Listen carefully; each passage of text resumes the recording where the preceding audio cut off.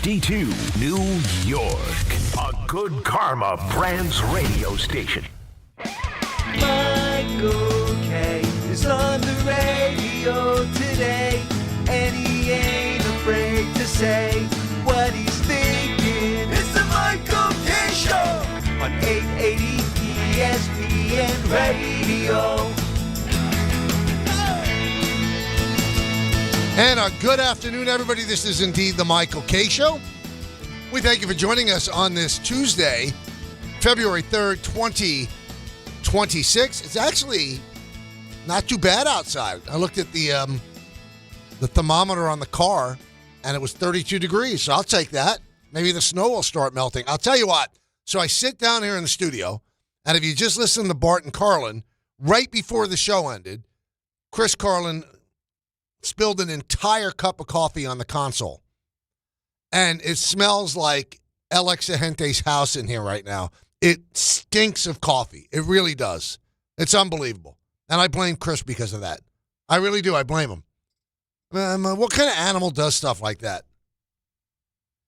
I'm going to start off with Matt Nagy. So I was listening to the guys as I was driving in, and I thought, I don't think Giant fans are thrilled with Nagy being the offensive coordinator. They're not thrilled, but they're not outraged. And then I started to think, what would it be like if Aaron Glenn hired Matt Nagy? And I think Jet fans would riot. Because there's so many things about Nagy that you say, I don't know if that's the guy we want. He's been the offensive coordinator with the Chiefs, and he hasn't called plays. He failed as a head coach in Chicago. So Jet fans would be furious. But because the Giants have John Harbaugh, he gets the benefit of the doubt because he's an adult in the room. Aaron Glenn doesn't get the benefit of the doubt. They're still interviewing candidates for their offensive coordinator job. But imagine if they chose Nagy. Imagine. They go absolutely crazy. Chris is coming in again now with some kind of wet nap. Listen, I'm just coming in to clean this up. I feel bad. Is that a dude wipe or what? No, it's not a... You know it. I mean, really, it stinks in here, Chris. Well, I'm trying I don't to know if clean I it could up. work. I don't know if I could work like this. Well, you're going to have to try. And that's why I came in to do it, because God forbid we inconvenience the talent. You just you took my mouse away, Hang too. on. Here, come here. Let me get that microphone. No, I don't. No, please. Oh, this is outrage. I hope you're watching on the YouTube channel. All right, I think we're good. How am I supposed to work like this, Chris? How? I don't know. You should probably just go home. What did you think of the Nagy hiring? I like Nagy hiring. I'm kind of indifferent. Like, why didn't he get a head coaching job, or why didn't he get another job? Why didn't Andy Reid fire him? Right. Other than that, it's great. Yeah, good. Good stuff. Thanks for the coffee. I appreciate it. 1-800-919-3776. So we'll see the way it's going to break down. Again, the resume doesn't jump out at you. He's supposed to be a very bright offensive mind. But Andy Reid, who's close with Harbaugh, let him go. He let him go and brought back Bieniemy. So I'm not sure how we're supposed to feel about this other than the fact that you trust in John. That's what it comes down to. You trust in John. If it was a lesser coach with no experience or a coach that had come off a losing season like Aaron Glenn, I think you would be absolutely outraged. But right now, I think we're kind of numb to it. We trust that John Harbaugh is going to do the right thing. This is a little bit of a hit for the Giants because I think everybody was planning that was going to be Todd Monken. So now we have to wonder, how's Nagy going to work with Jackson Dart? Is that going to be able to make it happen? And I guess if Nagy doesn't succeed, well, then it's one and done. But do you want to throw away another season if you're a Giant? Both of these New York teams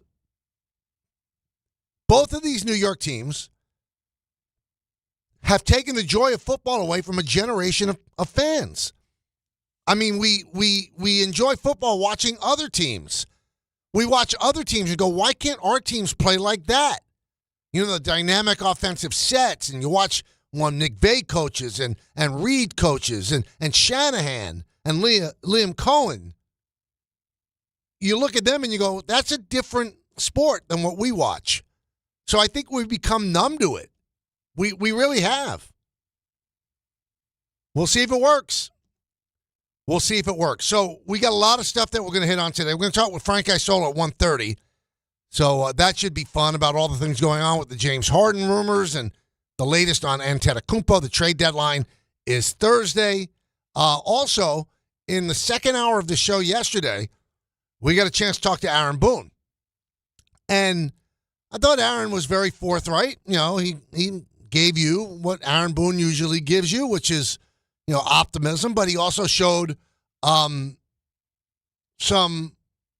frailty in terms of the perceived failures of the past. In fact, I brought up, you know, you've been the manager for 8 years, and the thing that's missing is a championship. And this is what Boone said. That's really the one and only huge thing that does gnaw at me when it comes to this. So it does, working like heck to fix that and to change that, but I understand it's attached to me.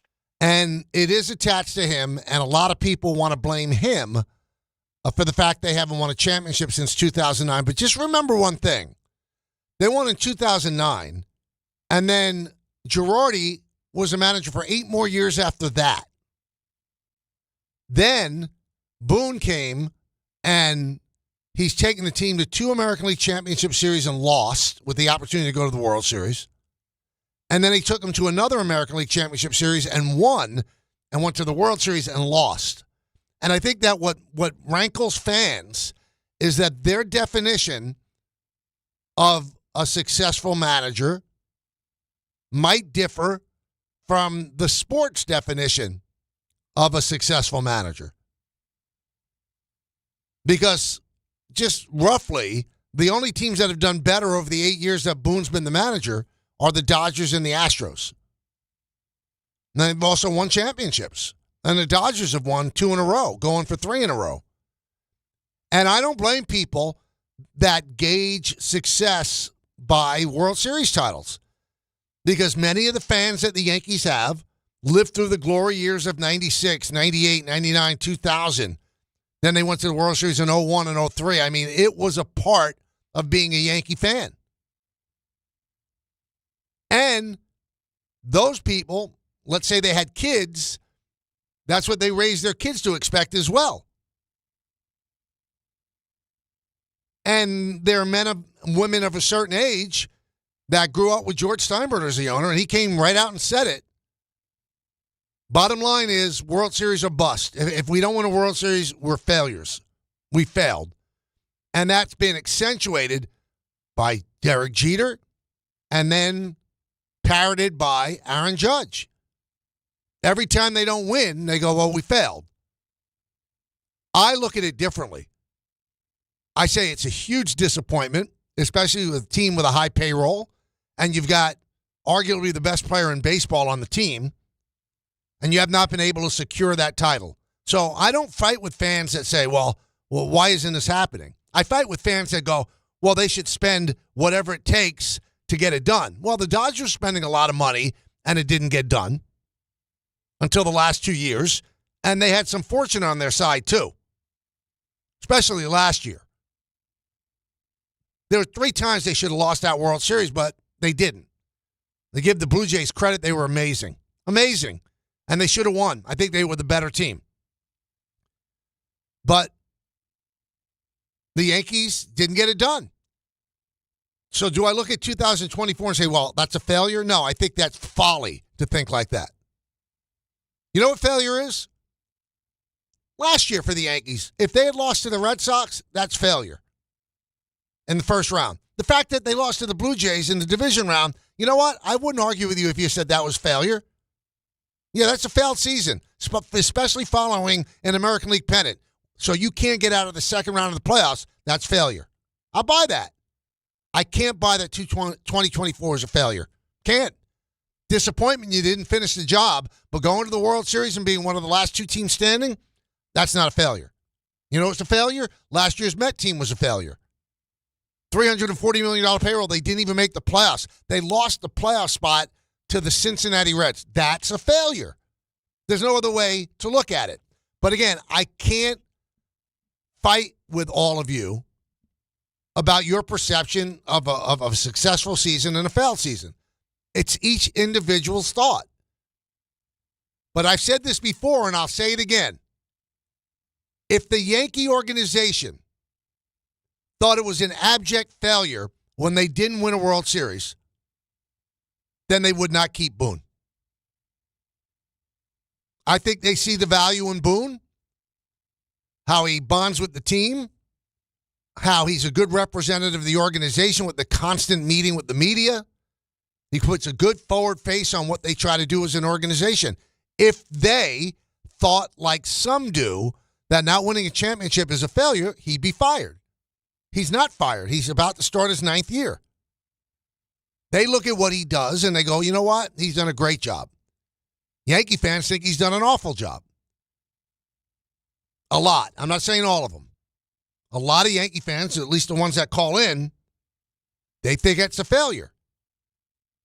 And when a player drops a ball,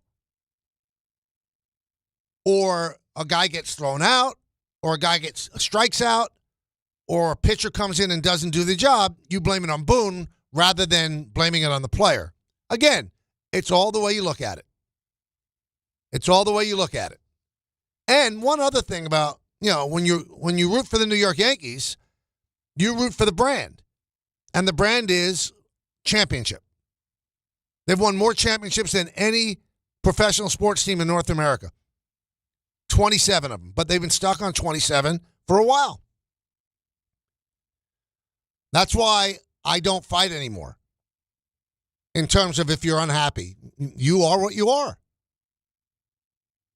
If you think that, Boone doesn't care, you heard the answer, it gnaws at him. It is an empty feeling for him. And the one thing I do push back on, and there are a lot of very loud, strident people on social media that do this. Well, Hal doesn't even want to win. He doesn't care. Well, you couldn't be more wrong. You couldn't be more wrong.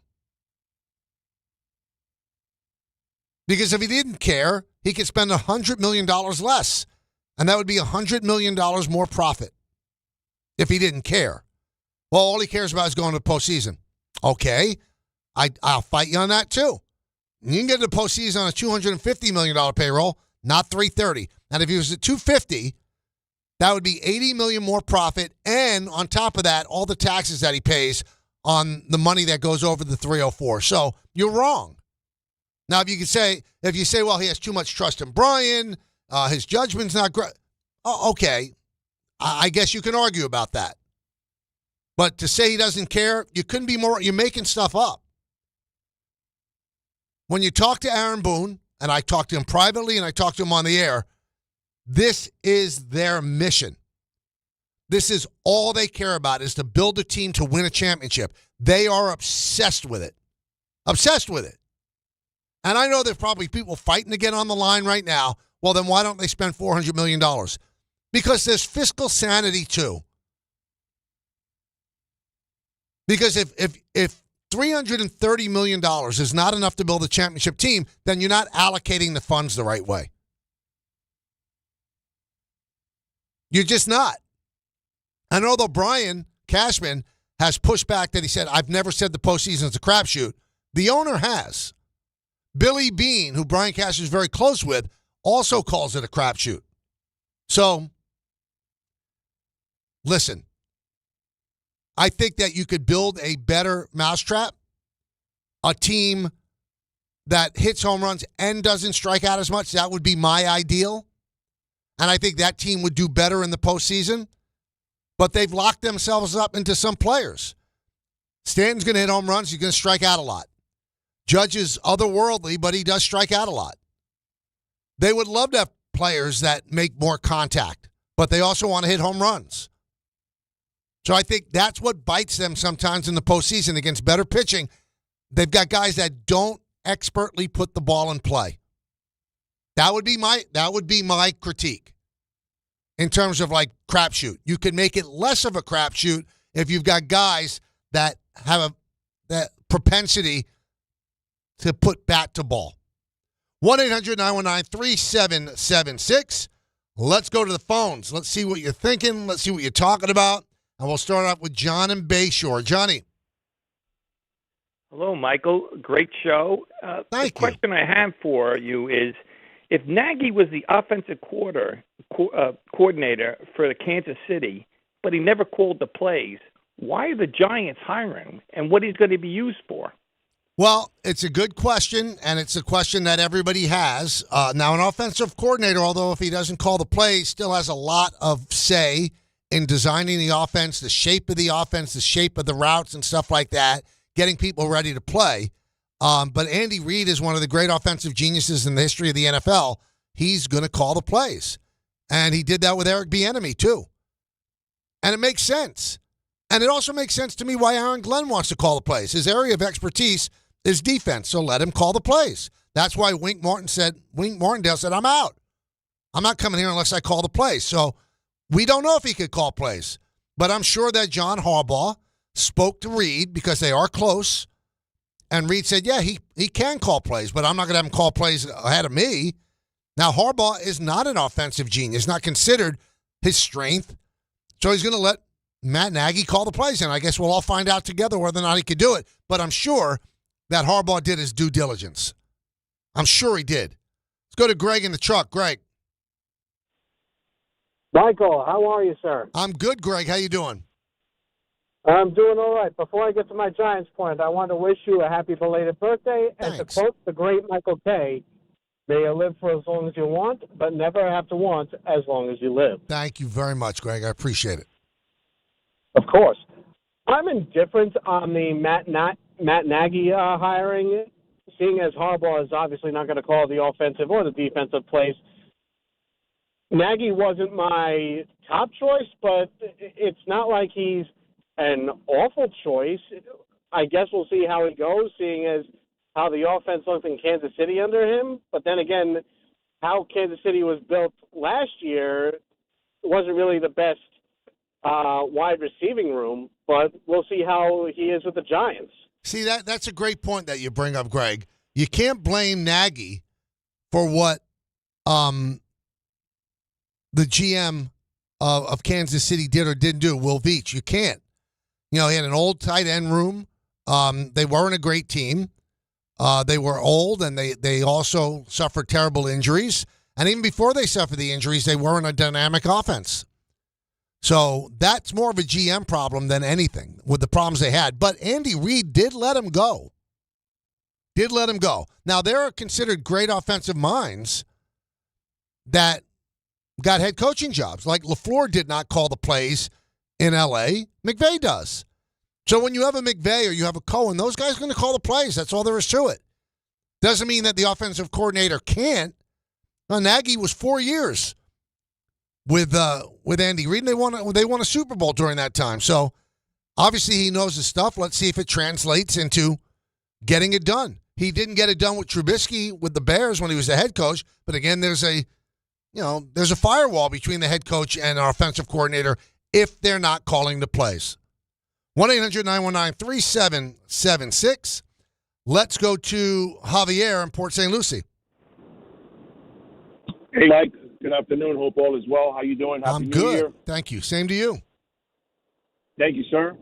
Just a quick question, or actually a make mention. You always use the term about baseball being a copycat league. Mm-hmm. And I am a diehard Yankees fan, and I have to be honest with you, it's frustrating to see that Cashman has, his position for the amount of years that he's had. And I'm not going to be the prototypical fan to complain or waste your time today, but what I cannot fathom is why aren't we making the adjustments that you just made mention in regards to maybe doing a better job in preparation for better hitting with two strikes, timely hitting the other way, things of that nature. Maybe, a Bichette. Obviously, we don't have him, but I'm from the mindset that old school baseball still needs to be implemented with the way baseball is currently construed and constructed. I think that you need a blend of both. And I think that's the problem with the Yankees right now. We're too dependent and reliable on the long ball, and constantly is the same end result when it comes down to how we're losing these games. Although I know last year pitching was a problem. Well, let's put it this way. In a perfect world, would you build the perfect roster? Yes. But if you tell the Yankees, well, you could have a bunch of Luis Arises with no home runs, the Yankees are going to take the home runs with the strikeouts. The Dodgers are a big home run hitting team. They are. The good teams hit a lot of home runs. That's all there is to it. Now, they're an occasional outlier and things like that, but they are locked into some players that are going to strike out. They just are. But they would not trade like Jazz Chisholm's ability to hit 30 to 40 home runs for Luis Ariz to come in and play second base and not hit that many home runs and hit 340 and not strike out. So you want a balance. You want to have a balance of both. But if you ask me, would they trade the home runs for a bunch of contact hitters? No, they would not, because they believe that the best way to win, especially in a sport with such great pitching, is to hit the 3-run home run. And most teams agree with that. Now, some teams are lucky enough that they have players that can hit home runs and make contact. You know, people keep bringing up Bichette with the Yankees, right? Where would he play? The Mets are taking a chance putting him at third. He's not a third baseman. The Yankees weren't going to get rid of Jazz Chisholm to put him at second base. Now, he played second base okay in the World Series after he injured his knee against the Yankees in September. He's not a good shortstop. If you don't believe me, go look at the defensive metrics. There wasn't a place for him on this team. And the money he got from the Mets, a lot of baseball rolled their eyes because he's going to opt out after that 1 year. And you know what he's going to make in 1 year of playing for the Mets? $47.5 million. So the Yankees weren't going to go there. Is that the type of player that you want? Yeah. Clutch player, good guy in the room, makes contact, bat-to-ball skills, and also has power. I get it. But it's got to be a fit on your team. And I don't think that the Yankees should be excoriated simply because of the fact, hey, they looked at last year and they got eliminated by Toronto and they brought back the same team. It's a pretty good team. They think it's a pretty good team, and they think that this year it could be different. And one thing that Boone brought up, and a lot of people would look at this and go, well, I mean, he's making an excuse. When the Yankees got their backsides handed to them, the 2 series against Toronto, I think they got swept in Toronto. They lost 3 in New York, swept in a 4-game set. That's when the Yankees were on the skids. So maybe if they're playing better ball at that time, they're 4-3, and all of a sudden they might win the tiebreaker. But again, they have no kick coming because they had an opportunity to make it right when they were healthy and they had the team that they wanted, and they lost in 5 games. And a lot of that was that Max Fried had a bad game and Carlos Rodon had a bad game. You need your pitching to pitch, and they didn't get it. They didn't get it. Let's go to Danny in Long Island. Danny. Afternoon, Michael. First of all, a little disappointed in Chris Carlin. I just got done watching a videotape where he's eating an entire pizza pie inside his car.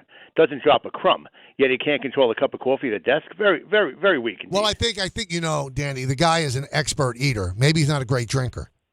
And watching him eat in his car never gets old. I mean, I spent a lot of years eating in a car only because I couldn't get out of the car. I mean, if given the option of being inside the pizzeria enjoying the pizza or sitting in my car, I'm opting for the pizzeria. But listen, a couple of quick topics, because the head coach, especially someone as experienced as Harbaugh, everything goes through his headset. He can hire anyone he wants. He's going to do exactly what Harbaugh wants, and I'm sure Harbaugh is comfortable being the leader. He's not offended telling people what to do. Some people, when they're new, they don't want to override people. Harbaugh will have no problem getting the play run that he wants to run. In a couple of discussions in the last couple of days, you know, we always mention stats and that the Yankees won 3-run home runs, and it's all true. But when I watched a lot of baseball, there were times when you don't need the 3-run home run. So, particularly you were talking about Chaz, and I like Chaz. There were times when you choke up, you have 2 strikes, a single wins the game. You don't need to have the uppercut 3-run home run because we only need 1 run. We don't. So there's times when a different approach might be called for, and sometimes that's what I see lacking in the present-day baseball, that guys can't get a single if they want, and the chances of hitting a home run are very slim. You get it 550 times, you hit 30 home runs. Sometimes you're in a stadium where left field or right field is a little deeper in Yankee Stadium. So sometimes you just need I like to see a different approach with some people. You know, I'm not asking Judge to try to hit a single. That's somebody gets paid for. But other players. If the Mets have like guys where all of a sudden if you hit a home run, you lost him for a week because now he thought he was a home run hitter. So that's my only comment on that. Well, the problem with that, Danny, is it's not easy to change your swing. I mean, you have a swing a certain way, and all of a sudden you're going to shorten up. In the old days, players could do that. But I'll give you a perfect example of a guy whose career, to me, took a huge downturn because he wasn't able to change his swing. When the shift became prevalent in baseball, it destroyed Mark Teixeira. Destroyed him. He was a 300 hitter before the shift. All of a sudden, the shift happened. He became a 230 hitter. And when I'm supposed to hit it over the shift, and I can't just take a ball the other way. Players today, it's hard to do. Paul O'Neill scoffs at that. He said, "You can't tell me that you can't just take the ball the other way on one at bat." But players say it's a lot harder than fans think.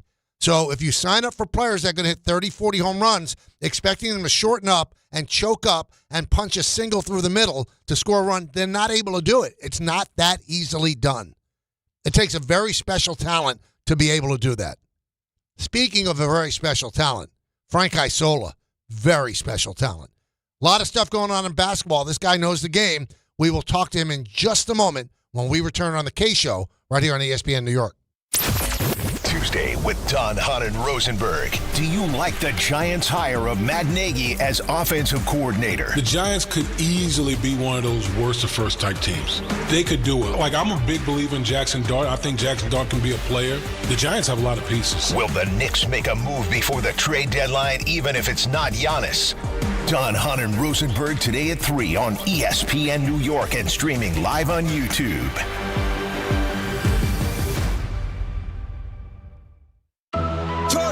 Stepping up. Bang! Bang! It's time to level up your game. Introducing the all-new ESPN app. All of ESPN, all in one place. Your home for the most live sports and the best championship moments. The electricity is palpable. Step up your game with no annual contract required. It's the ultimate fan experience. Level up for more on the ESPN app or at stream.espn.com. Sign up now. I'm Boomer Esiason. My mom died from cancer. She was only 37 years old. She didn't have life insurance, and that was devastating for my family. That's why having life insurance is so important to me. Ethos makes it fast and easy. Get a quote in seconds, apply in minutes, and get same-day coverage. You can get up to $3 million in coverage with no medical exam. Get your free quote at ethos.com/play. That's ethos.com/play. Paid spokesperson. Time spent on application may vary. Online health questions required. Presented by Robinhood. He crosses, spins, pulls up. With Robinhood Prediction Markets, buy or sell your predictions all game long. No house odds, just you versus the market. Put your sports IQ to work. Trade every shot, block, steal, run, and moment that shifts the game. With Robinhood Prediction Markets, trade every play. Visit Robinhood.com/predict to start trading. Futures and cleared swaps trading involves significant risk and is not appropriate for everyone. Event contracts are offered by Robinhood Derivatives LLC, a registered futures commission merchant and swap firm. Knicks fans, it's time for basketball, and the action starts on Wednesday at Pig Beach with Team ESPN New York and Ultra. Whether you need a pregame spot or you're looking for the right Knicks bar to watch the game versus the Nuggets, Pig Beach is your destination. The party tips off at 7 p.m. Team ESPN will be giving away plenty of ESPN, Ultra, and Knicks prizes. Join fellow Knicks fans on Wednesday night at 3537 36th Street, ground floor in Astoria. Cheer on your Knicks, enjoy Ultra draft and bottle specials, and cool prizes all game long at Pig Beach in Astoria. 22nd ranked St. John's looks to remain perfect on the road when they visit DePaul. Coverage begins today at 7:40 on 1050 ESPN and the ESPN New York app. Hey, football fans, picture this. You bet on your favorite player in the big game to score the first touchdown, but his teammate scores instead. With BetMGM's Second Chance promotion, you'll get your stake back if your first touchdown scorer scores second instead. That's right. Bet on any pro football player to score the first touchdown of the big game. If you're right, you win. If your player scores second, you get your stake back in cash. Keep the fun going after the first player crosses the goal line with BetMGM's Second Chance. Try a first TD scorer wager with confidence today. BetMGM. Make it legendary. BetMGM and GameSense remind you to play responsibly. Gambling problem? Call 877-8-HOPE-NY or text HOPE-NY 467-369. See BetMGM.com for terms. 21 plus years of age or older to wager and physically present in New York only. Subject to eligibility requirements. Rewards paid back and unrestricted withdrawable funds. I know that hiring can be challenging. You sort through tons of resumes and you get too many so-so applicants. You're just waiting for someone to match your role perfectly. Well, now, there's a place where you can meet them fast. ZipRecruiter. Need to hire right away. Start your search for strong candidates. The right fit awaits. Build your team. Build it sooner. Meet your match on ZipRecruiter. Just head to ZipRecruiter.com/ESPN right now to try it for free, and you're on your way to meeting your match. 4 out of 5 employers who post on ZipRecruiter get a quality candidate within the first day. So try it now. Go to ZipRecruiter.com/ESPN. Once again, that's ZipRecruiter.com/ESPN. Meet your match on ZipRecruiter. Try it free.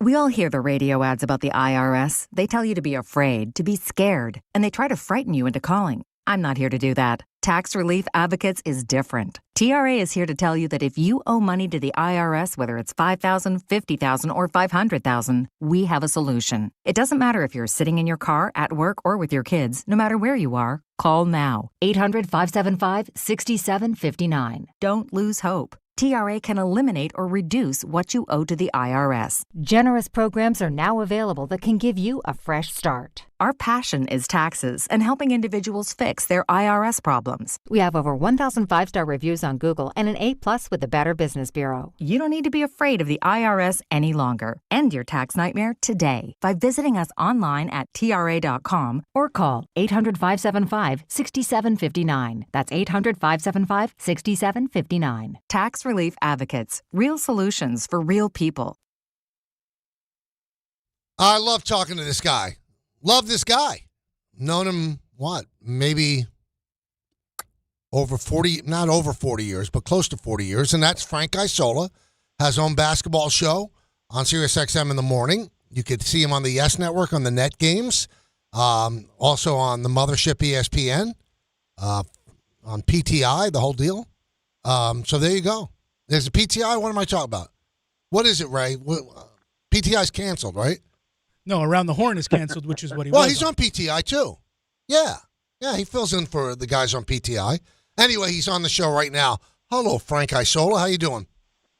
Unbelievable introduction. And, Ray, thanks for watching last week. I only filled in for 5 straight days. I knew on the I was number right, one yeah. rated sports debate show in television. But thanks. Yeah, I guess Ray, you know what? Probably when Ray's driving home, so give him a little break. All right. He could, what is it called? He could. DVR? DVR, that's the word I'm looking for. Yeah, DVR. Does it ever cease to amaze you that James Harden continues to ask out of places? All because of contracts. And he continues to get away with it, and somebody always wants him. I know. They were in Brooklyn a couple of weeks ago, and it was cool because Jeff Van Gundy is an assistant coach with the Clippers, and Jeff actually likes Harden a lot. The two of them kind of hit it off a little bit. But, you watch Harden play in person, he is a talented offensive player. And I know a lot of people will talk about some of the playoff failures that he had. When he was on the Brooklyn Nets, they smoked Boston in the first round. And that's, Boston with Tatum and Brown. And they're up two games to none on Milwaukee in the second round. Then Harden got hurt, Kyrie got hurt, and then they ended up losing in a Game 7. That was kind of the year for the Nets. But Harden is still talented. And I'll tell you what, if he ends up on Cleveland, because I guess that was the story that was out there, I would take him over Darius Garland. Darius Garland is always hurt, and he's undersized. It's hard to win with two undersized guards is what they have in Donovan Mitchell and Darius Garland. So if I'm Cleveland, like on the show today, we talked about it. We had some people call in from Cleveland, and nobody in Cleveland liked the trade for the Cavaliers. I don't get it.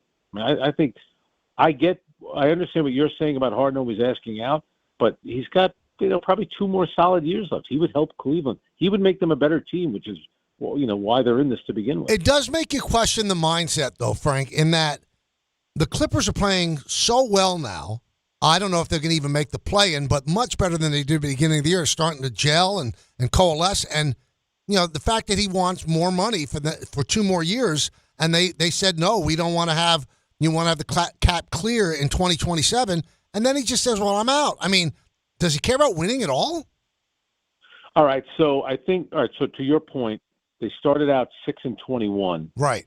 And now entering last night, they were 17-5 in their last 22, and they lost last night. So they're 17-6. They've been one of the better teams in the NBA over the past 6 weeks. He's been really good. Kawhi has been really good. There's been all these theories going around. Remember, there's that investigation that's happening with Kawhi Leonard and the company Aspiration, where he was getting paid. Mm-hmm.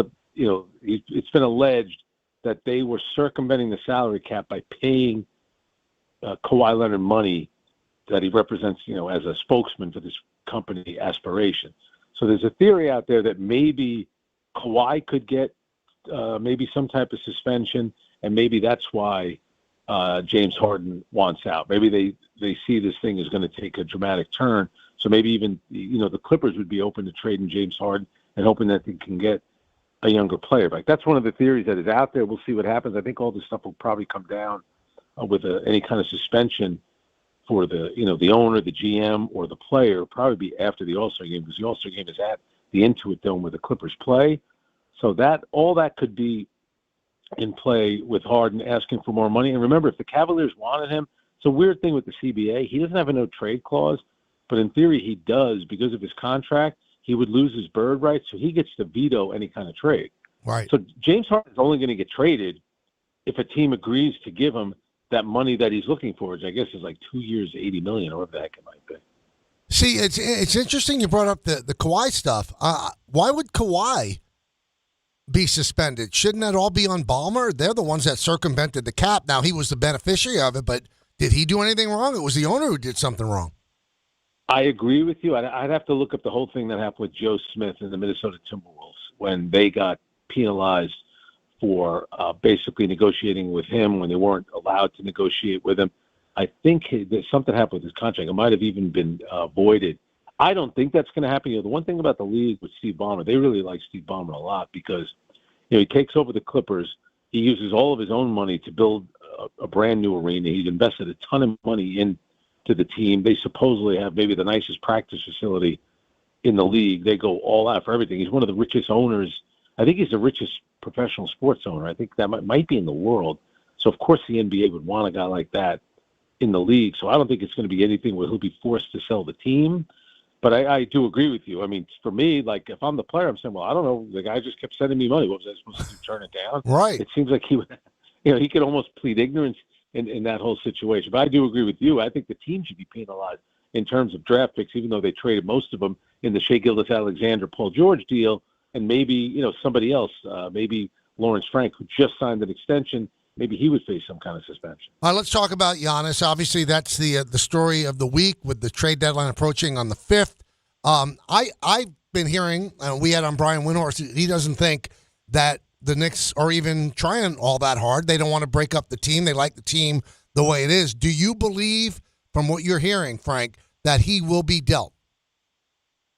From everything that I heard, it's not going to happen before Thursday because they could probably get better deals for him over the summer. He's clearly pushing this. He's been very passive-aggressive with the things that he says publicly. Then you hear all the stuff that's going on behind the scenes. If you look at what the Warriors can offer and what the Miami Heat can offer, I heard that, Milwaukee, if they make this deal, they're essentially starting over. So they're looking for draft picks and also young players. That's why the thing with the Knicks, it was going to be hard for that to work. The Knicks were going to have to include a third team. If that meant trading Mikal Bridges and getting a first-round pick or 2 first-round picks, or trading OG Anunoby or Karl Anthony Towns. The Milwaukee wants draft picks, and of course the Knicks used all their draft picks up in the Mikal Bridges trade, which I think probably why they're floating it out there that they're not interested. When did that change? They've been interested in the guy since the summer, trying to make a deal. I think they probably realized it's hard to do, so they don't want to come out there looking like losers, and they also don't want to publicly acknowledge, well, maybe we shouldn't have traded all those first-round picks for Mikal Bridges because we'd have some left over. It might have been easier to make a deal happen with the Milwaukee Bucks. Now, if you look at the Knicks, let's take a 40,000-foot view of them. Even although they had that tough period, and now they seem like they straightened themselves out, they play the Wizards tonight, they're a team, I think, that should still be expected to get out of the Eastern Conference. If they make this trade for Antetokounmpo, you've got to get all of these guys working together on the same page in about a month and a half before the playoffs start. Would you make that trade even if they had the capital and you have to get rid of Cat and either OG or Mikal Bridges? Would you do that if you had the opportunity? It's a great point that you bring up. It's so hard to dramatically change your team like that midstream. And, Giannis is kind of a ball-dominant player, and you have Jalen Brunson there as well. So that would, that could take a while for that to kind of sort itself out. I also agree with you about the Knicks because, whenever you're a contending team, you're going to be judged differently. And you would remember this. I don't think maybe a lot of people won't. But if you go all the way back to 94, there was a famous story, and I think it might have been written by Curtis Bunn, who at the time was covering the Knicks for the Daily News. And they put on the back page, and it said, team turmoil. And there was supposedly all this infighting going on. And I think a lot of it was probably Anthony Mason driven. But it was just like kind of all like the nonsense that happens during the course of a season. And how did it all end up? They went to Houston up 3-2 in the NBA Finals. So the turmoil, whatever was happening, wasn't really disrupting the team that much. Now, unfortunately, they lost the last two games to Hakeem Olajuwon and didn't win the series. But to me, it's the same thing with this team. You get that far in one season. They made it to a conference finals.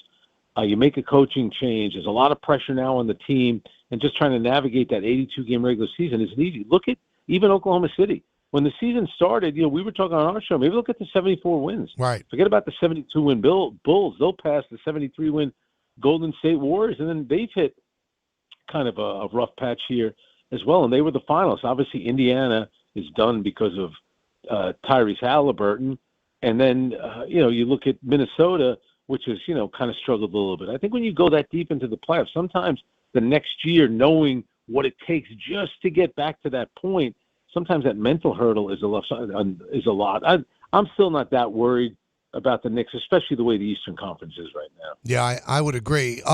Do you buy into the fact, and do you agree with the Nets not being interested in bringing in Antetokounmpo? They certainly have the draft capital to get it done, you would think. Well, if I were the Nets, and if I could keep Michael Porter Jr., which I would assume they would be able to do, it's not the craziest thing from the standpoint of them having enough assets, but a lot of times they look at it, what's our timeline? And I think the one thing that's kind of hurt Giannis a little bit, and for me, which makes him a little less attractive, is his age. And he's had a recent history now of leg issues, whether it's calf, even his knee, his ankle. And Giannis in the last 10 playoff games that he's played in, now these are games that he's played in, they're 1-9. So you start looking at the great players in history, Michael Jordan ain't going 1-9 in his prime in the playoffs. LeBron's not doing that. Steph Curry isn't doing that. So he's got to wear that a little bit. And he's been, and I like Giannis, and I've dealt with him a lot. But, Giannis is the one that wanted them to make a coaching change. He didn't want Nick Nurse. He wanted Adrian Griffin. They didn't want Adrian Griffin. Then they brought in Doc Rivers. And then, he wanted them to make a big splash. So they went on and got Damian Lillard, who's an undersized guard and older. They end up trading Drew Holiday. Only goes up helping Boston win a championship. So they've done everything that Giannis has wanted them to do, and a lot of those moves has backfired. That's one thing about LeBron. If you look at him, when he went back to Cleveland, some of those, obviously a lot of those moves he was behind. They won a championship. He went to the Lakers. He was, obviously behind the Anthony Davis move.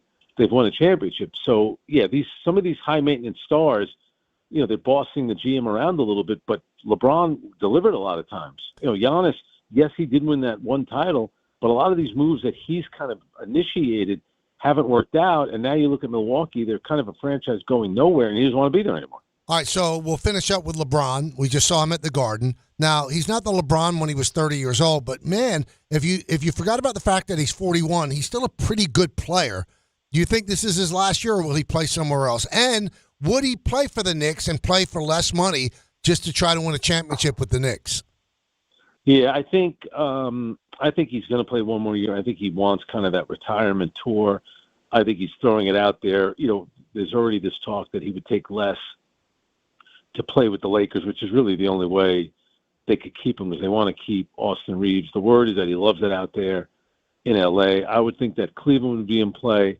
I think that New York would certainly be in play, just from the standpoint, like, what's one more thing that he can do for his legacy would be ending that long championship drought in New York. I agree with you. I think, he's going to be a pain in the neck because he's a high-maintenance guy, but he's still a very talented player. He doesn't bring it every single night, which I get. He's 41. He's not a great defensive player.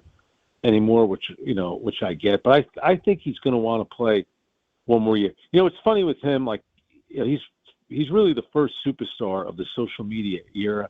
So he's grown up at a different time. But he knows how to write the stories for the media. He goes to Cleveland, Mike, and he scores 11. It's the lowest point total he's ever had coming back to Cleveland as a visiting player. They lose by 30, so it's a disastrous game for him.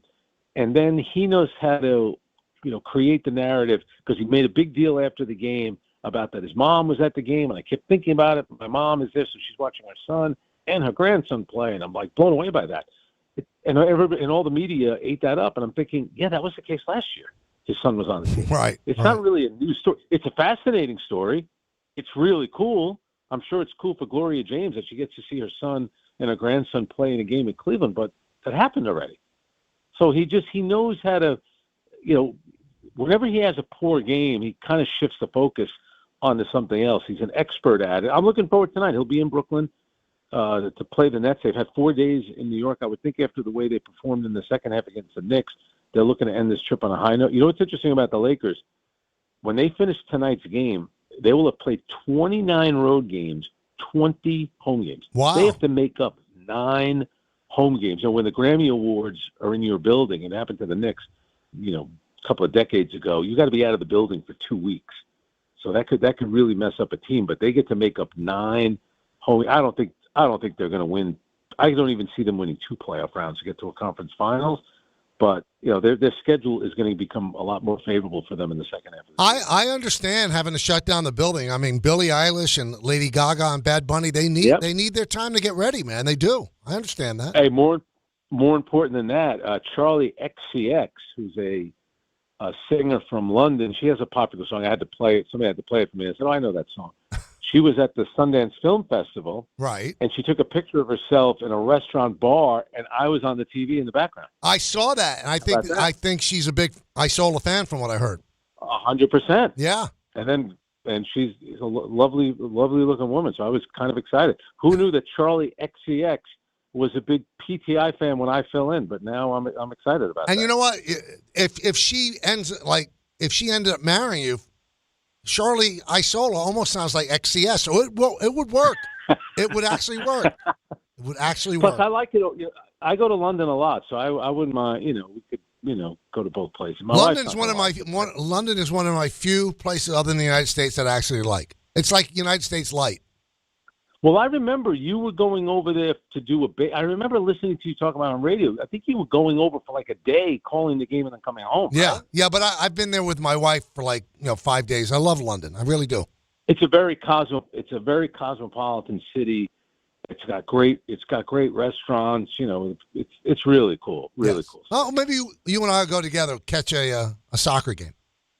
We'll catch a football match. Oh, sorry. Absolutely. I'm so sorry. Frank, thanks. Tonight, Lakers and the Nets on Yes, right? Yes, we'll be on tonight. Pregame at 7. We should have fun. I'm looking forward to seeing LeBron and Luka. Get to see Luka complain to the refs for 48 minutes. I like that. He's Love it. Unbelievable player, though. But he does complain a lot. Thanks, Frank.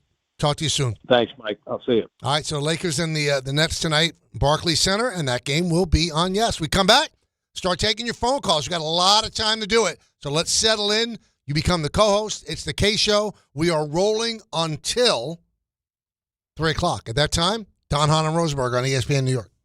DraftKings Sportsbook, an official sports betting partner of Super Bowl 60, puts you right in the center of the biggest game of the year. And when anything can happen during the Super Bowl, DraftKings has your back with early exit. If a player goes down in the first half, you still get paid out in cash immediately once your bet settles. Download the DraftKings Sportsbook app now and use code Amber and Ian. That's code Amber and Ian to turn $5 into $300 in bonus bets if your bet wins. In partnership with DraftKings, the crown is yours. Gambling problem? Call 1-800-GAMBLER. New York, call 877-8-HOPE-NY or text HOPE-NY. Connecticut, call 888-789-7777 or visit ccpg.org. On behalf of Boot Hill Casino in Kansas, wager tax pass-through may apply in Illinois. 21 plus in most states. Void in Ontario. Restrictions apply. Bet must win to receive bonus bets which expire in 7 days. Minimum odds required. For additional terms and responsible gaming resources, see dkng.co/audio.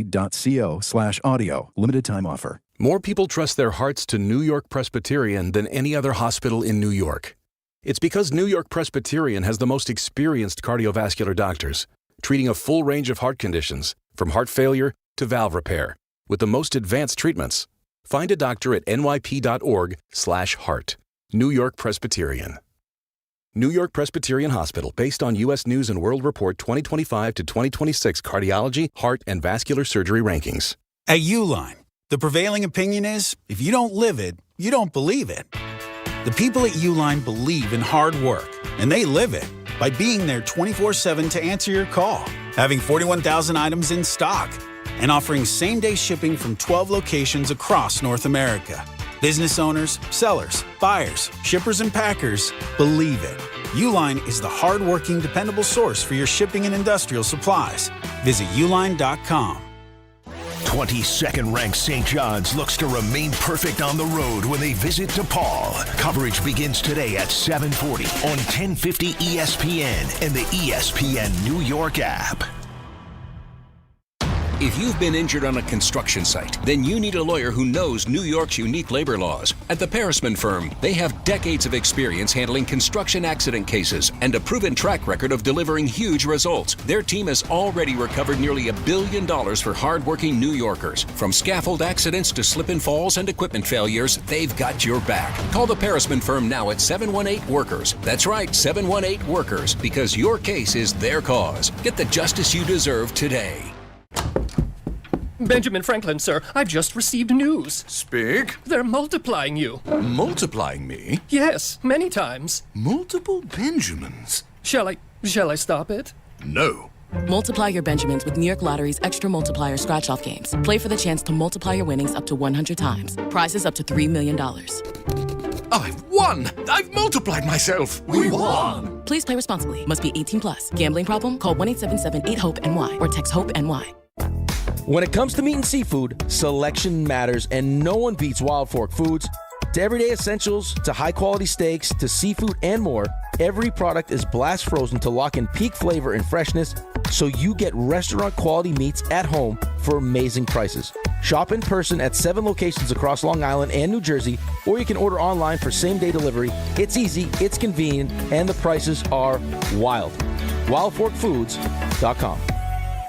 This is a special alert to all Americans who own a vehicle with less than 200,000 miles with an auto warranty about to expire or with no warranty coverage at all. Due to a decline in the economy, CarShield is announcing a low-cost month-to-month vehicle protection plan that is now available to the public to save any driver out-of-pocket expenses on future auto repairs. Call now to find out how you can pay almost nothing for covered auto repairs. Yes, you heard that correctly. Pay almost nothing for covered auto repairs. An open phone line has been established for all drivers to call for a free quick quote. Call 800-736-6158 now. Drivers who are covered will not have to pay for covered repairs again. This protection plan is at an all-time low. Additionally, drivers who activate this vehicle protection today will also receive free roadside assistance, free towing, and car rental options at no additional cost. Call us for your free quick quote today. 800-736-6158. That's 800-736-6158. What do you have to lose? Call 800-736-6158. Again, 800-736-6158.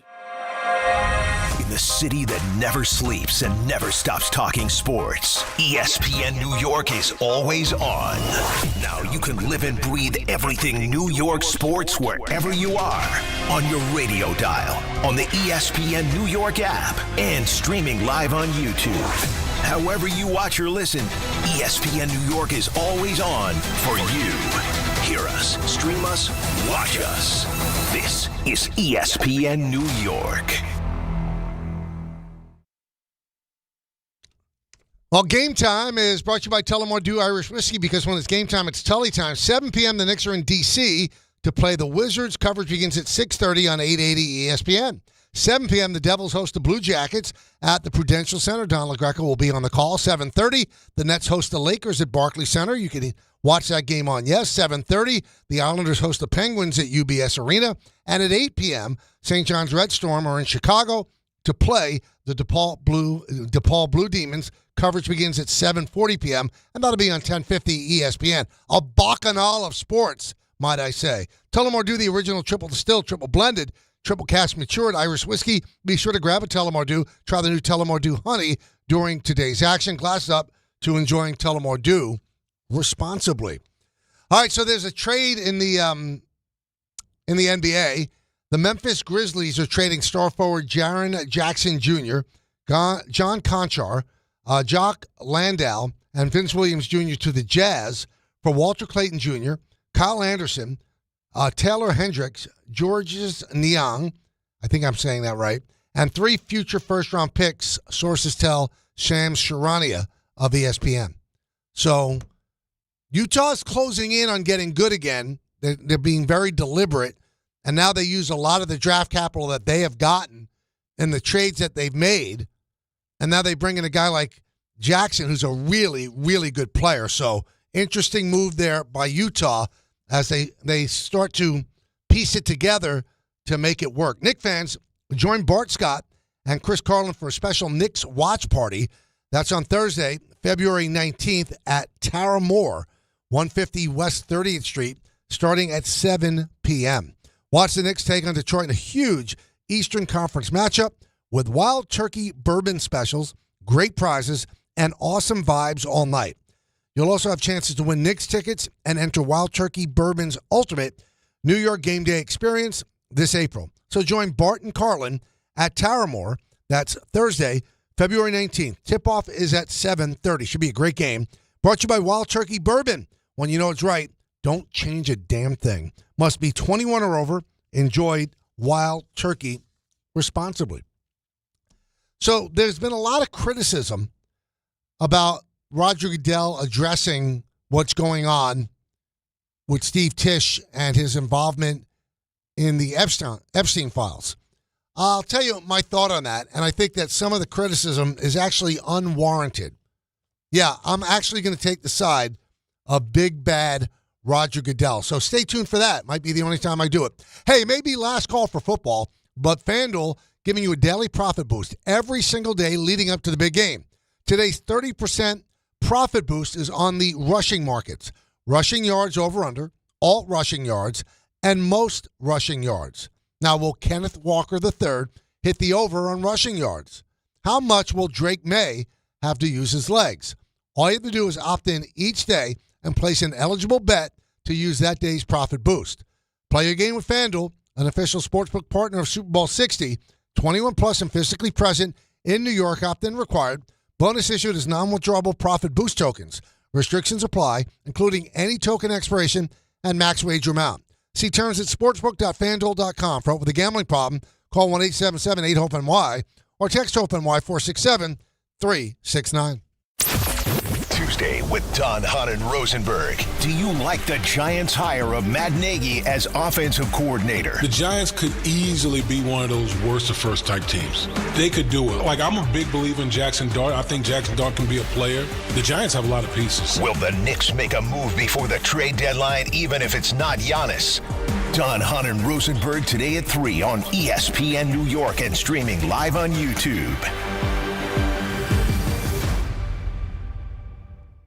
You still thinking job change in the new year? Yeah, I need something that's in high demand and more stable in this economy. IT? Yeah, cybersecurity, maybe even AI. That's what I did. Really? How? Went to My Computer Career. You don't need any prior experience, and you could start your new career in a matter of months. A lot of IT pros go to school there, too, to level up. Sweet. Are classes online or on campus? Both. Well, I'll check it out. Thanks. Make this your year. Take the free career evaluation now at mycomputercareer.edu, an Elite CompTIA certification partner. Financial aid is available to those who qualify, including VA benefits. For 100 days, I'm going to cross the 7 continents because the answers to everything important are out there at the edges of our world. I'm stepping into the unknown. Where are we going? To see our planet This is amazing. As it's never been seen before. From pole to pole. Pole to Pole with Will Smith from National Geographic. Now streaming on Disney Plus and Hulu. Show me the way.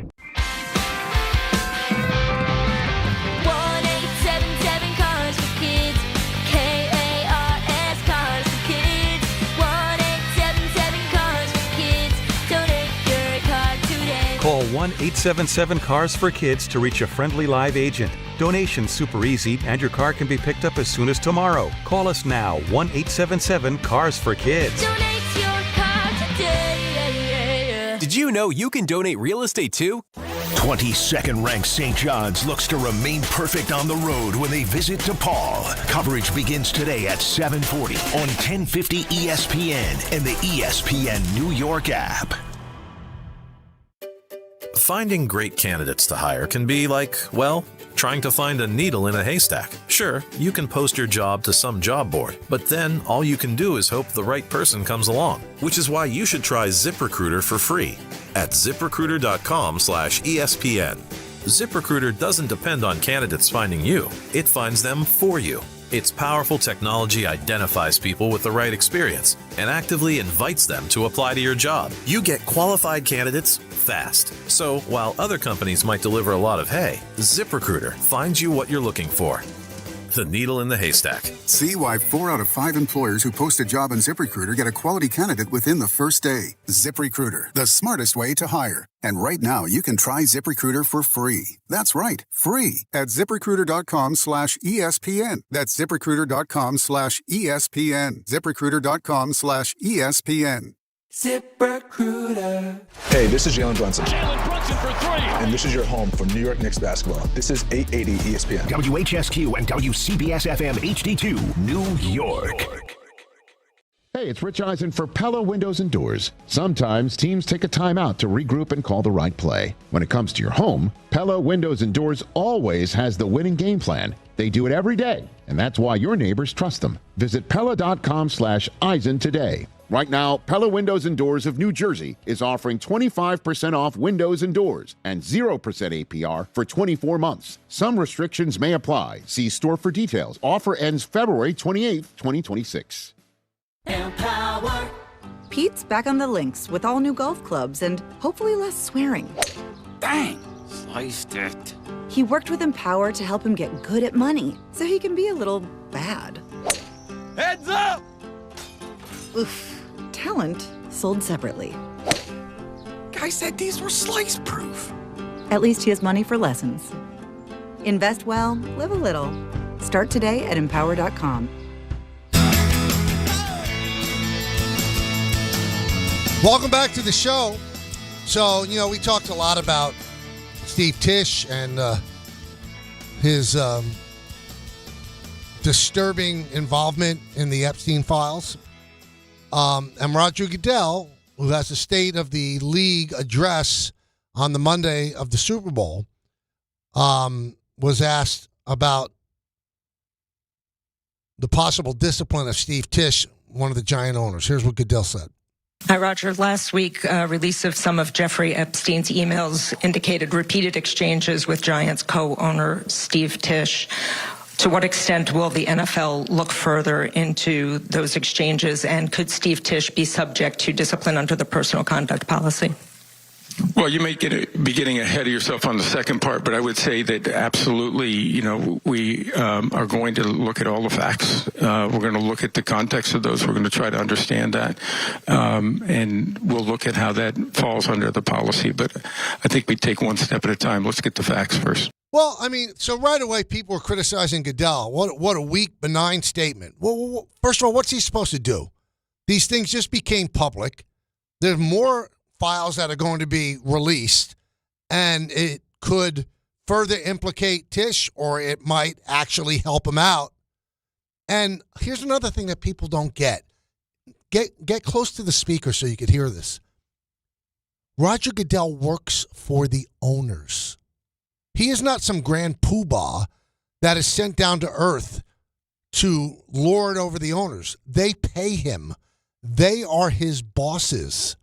He can't just, with the wave of a hand, say, you are gone. It's not the way it works.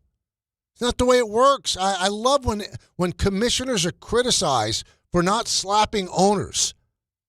They pay them. The owners are the commissioner's bosses. They don't have unilateral power to do whatever they want. If he is going to get rid of Steve Tisch, and if he's going to discipline him in a really showy way that the involvement would dictate should be, he's got to get the okay of all the other owners before he does something like this. He can't sit and shoot down from an ivory tower and say, that's it, Tisch is out. I'm going to force him to sell the team. Or I want Tisch out of the business of the NFL. His siblings that are on the board, they could take over, but Steve Tisch is history. It's not that easy. Why do people think it's that easy? I don't get it. There was a commissioner who actually tried to take the side of the players on things. Bart Giamatti. He was quickly removed from the premises. You work for the owners. You don't work for the players. The players don't pay you. The owners pay you. And then when you go outside your lane and you get a little too big for your britches, or you side with the players on things, you're going to be gone. So Roger Goodell, I don't know Roger Goodell. I once went to a play that he went to. It's about as close as I've been to him. It might disgust him, Steve Tisch's involvement. It disgusts me, but I have no power to make Steve Tisch disappear. And guess what?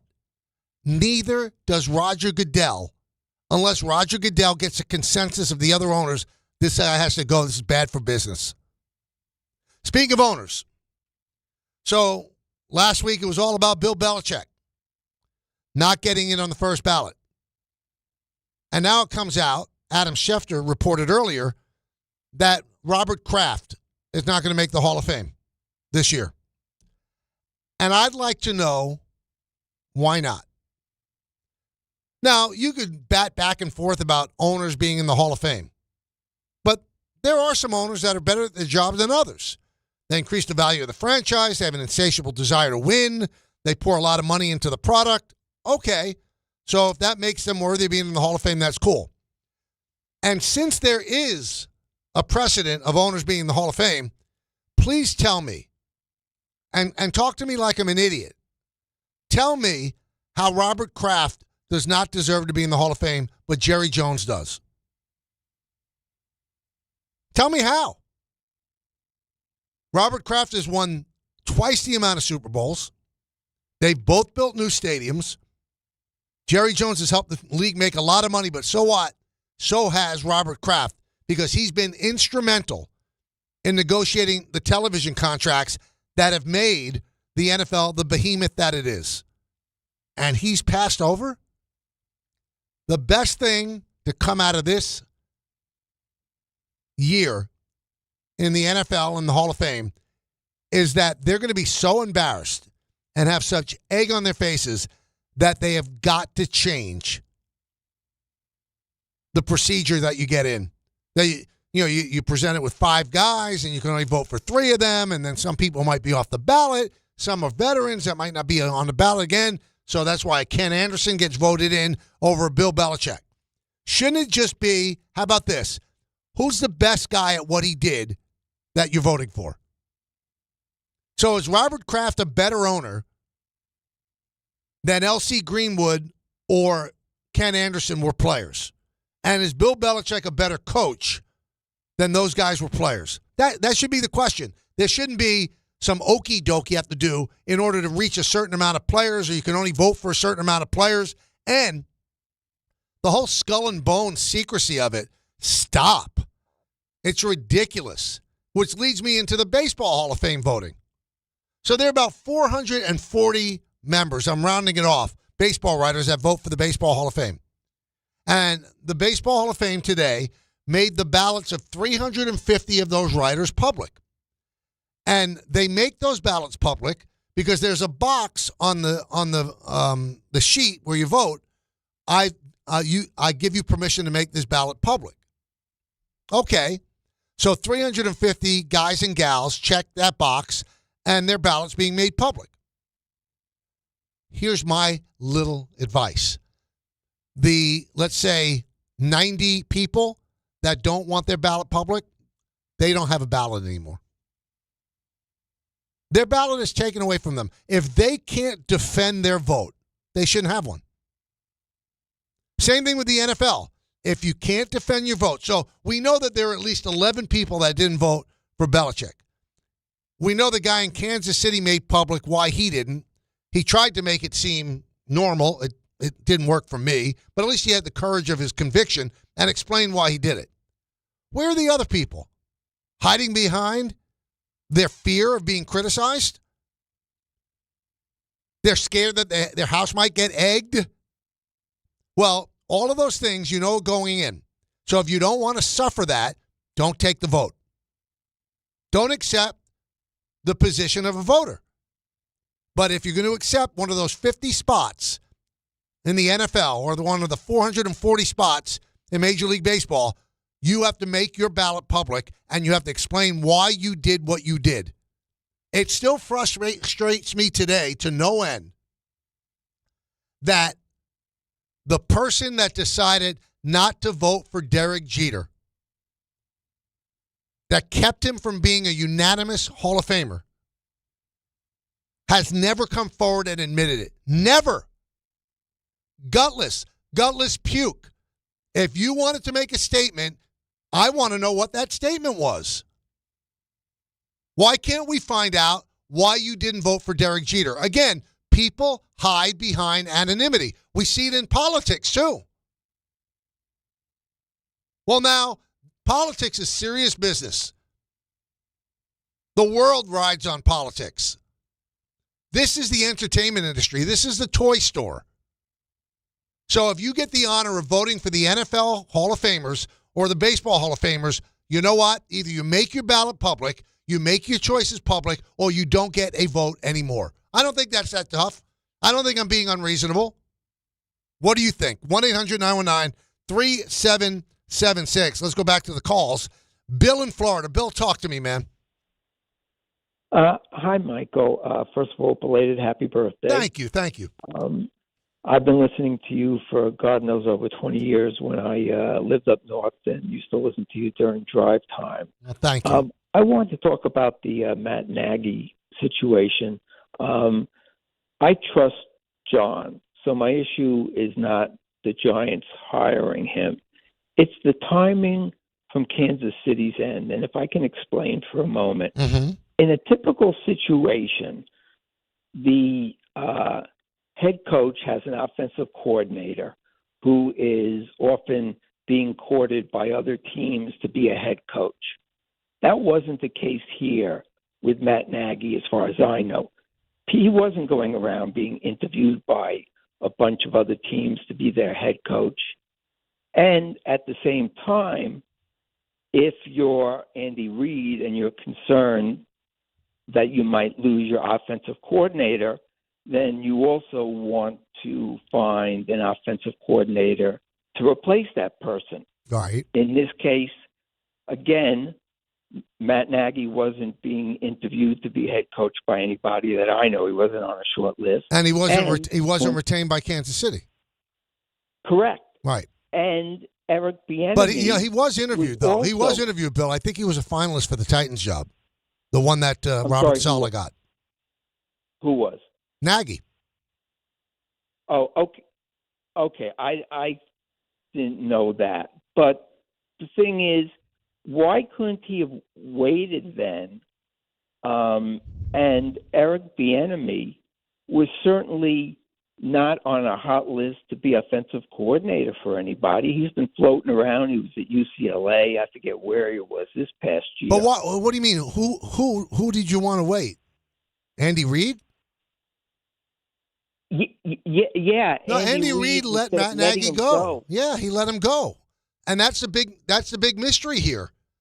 And I'm reading people that I respect in the know, and they're saying that Andy Reid was pushing and really selling John Harbaugh on Matt Nagy. So make it make sense. So Matt Nagy is your offensive coordinator, but he got fired by Kansas City, who brought back Eric Bieniemy, who could not get a head coaching job, despite being the offensive coordinator for a great Chiefs team. But when you're the Chiefs offensive coordinator, the big question is you're not calling the plays. Andy Reid is. So you have to weigh the value of it. Now, there's also stories out there that the Giants really wanted to hire Charlie Weiss Jr. He has a really good relationship with Jackson Dart, dating back to Ole Miss. And it would have taken a lot of steps for Charlie Weiss Jr. to get that job. He goes from Ole Miss, and when the staff leaves to go to LSU, he's one of the people that they bring along. He's also one of the people that they allow to stay with Ole Miss to coach in the bowl games. Then he goes back. He's still recruiting for LSU under Kiffin, and he gets that gig. And then he would have had to go and adjust to a professional job and take the Giant job. And he wanted to show something that Kiffin doesn't show, some loyalty to the players that he helped recruit and didn't want to leave without ever getting a chance to coach them. But that seems to be, from what I'm hearing, their preference was to hire Charlie Weiss Jr., who's a widely respected offensive mind. I mean, you look what he did with Trinidad Chambliss. I mean, he did an unbelievable job. So he was the offensive coordinator that people were really high on.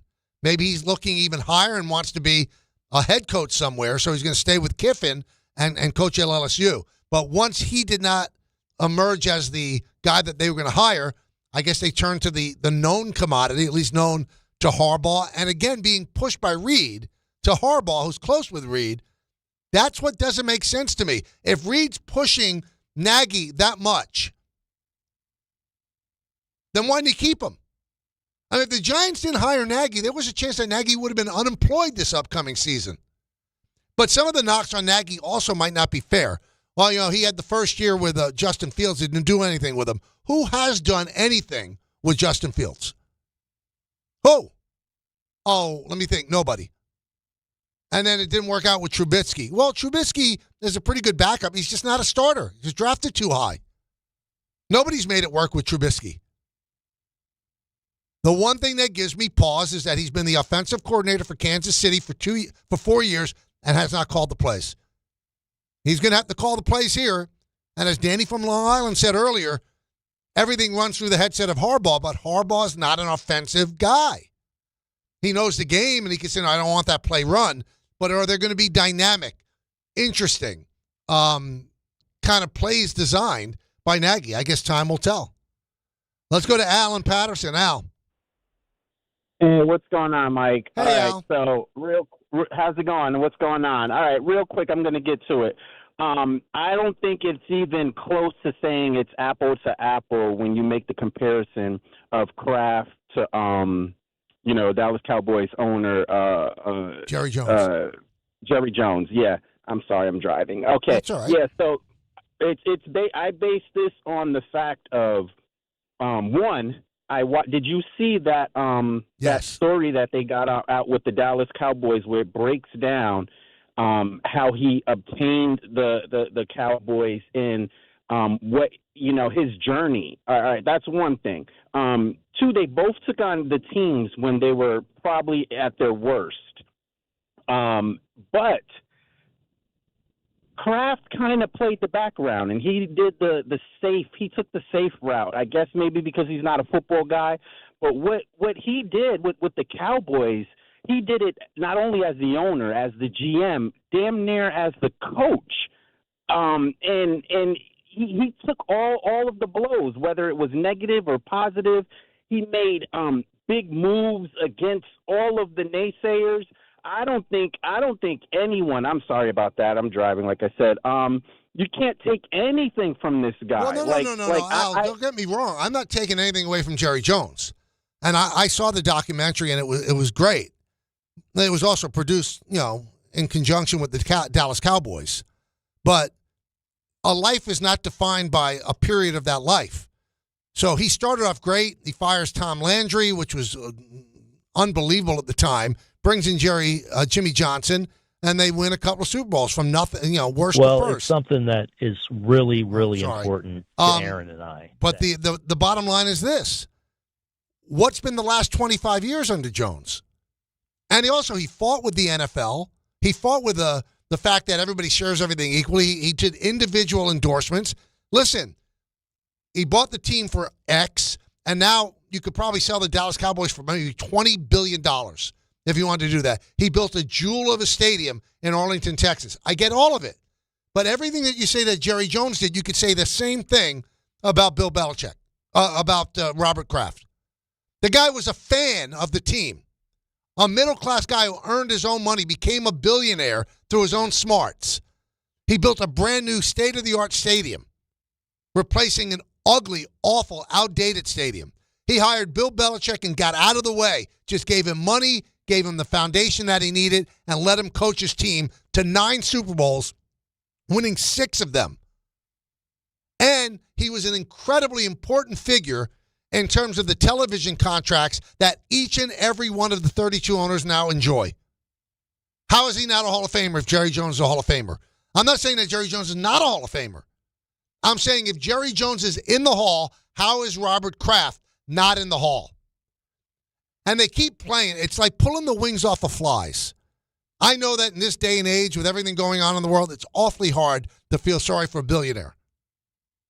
But Robert Kraft, it really means something to him.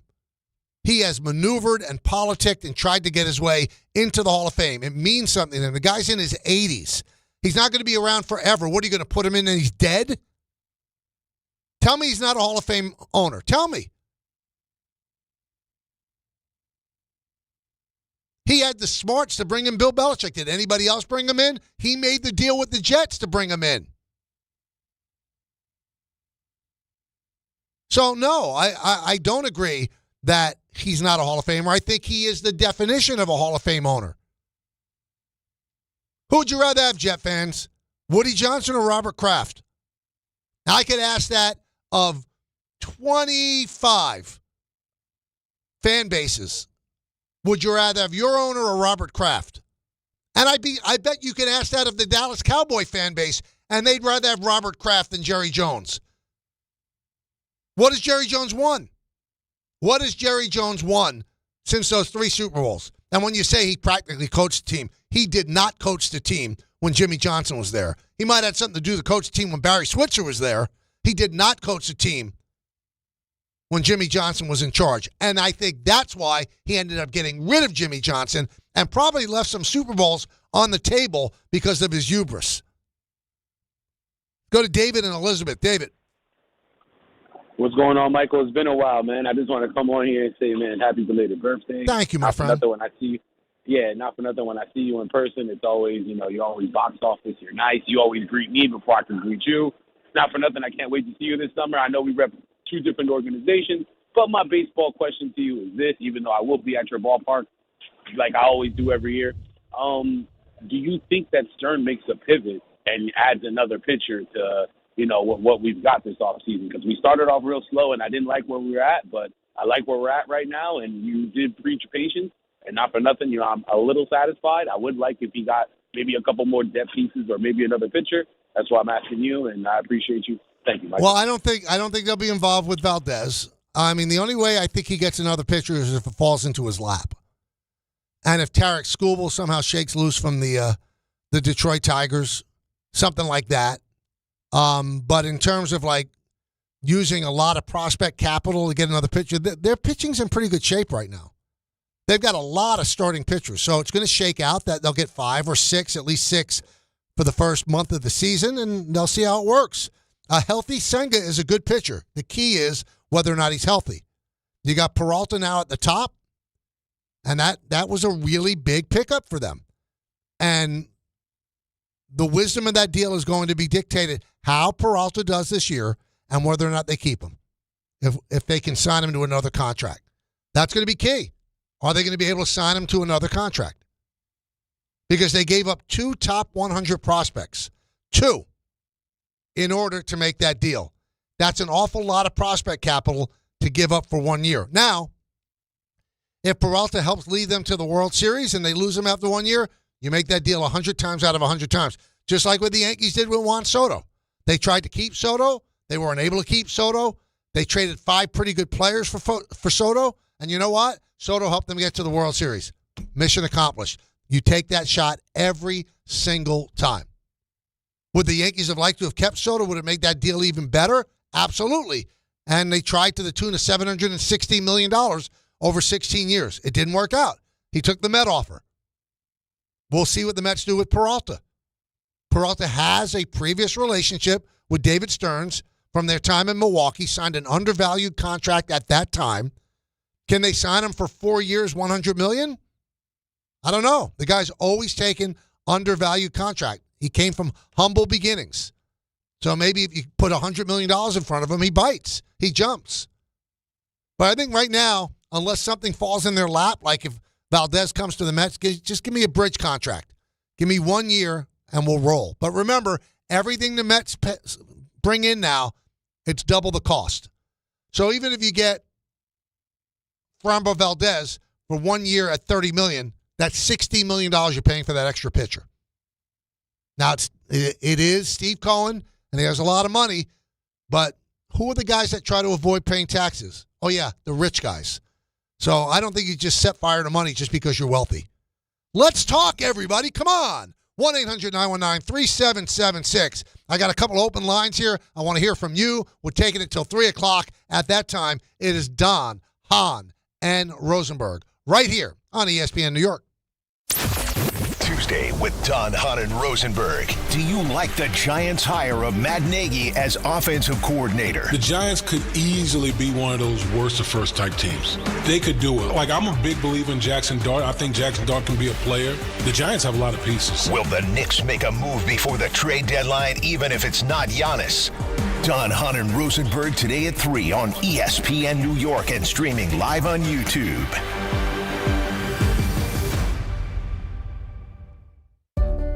Ox Spine at New York Presbyterian is always in pursuit of a better way to heal the spine. We're getting more people moving again with minimally invasive, non-surgical, and surgical treatments with innovative solutions for every back and spine condition and your unique needs. Expert spine care is available now across New York City and Westchester. Find a doctor at nyp.org/oxspine. Stay amazing. New York Presbyterian. Hey, New York and New Jersey, commitment issues? No problem. Now you can get unlimited talk, text, and data for $25 a month forever, as in for life. Switch now at boostmobile.com. After 30 gigabytes, you may experience slower speeds. Pay $25 a month as long as you stay on the Boost Mobile Unlimited plan. Hey, football fans, picture this. You bet on your favorite player in the big game to score the first touchdown, but his teammate scores instead. With BetMGM's Second Chance promotion, you'll get your stake back if your first touchdown scorer scores second instead. That's right. Bet on any pro football player to score the first touchdown of the big game. If you're right, you win. If your player scores second, you get your stake back in cash. Keep the fun going after the first player crosses the goal line with BetMGM's Second Chance. Try a first TD scorer wager with confidence today. BetMGM. Make it legendary.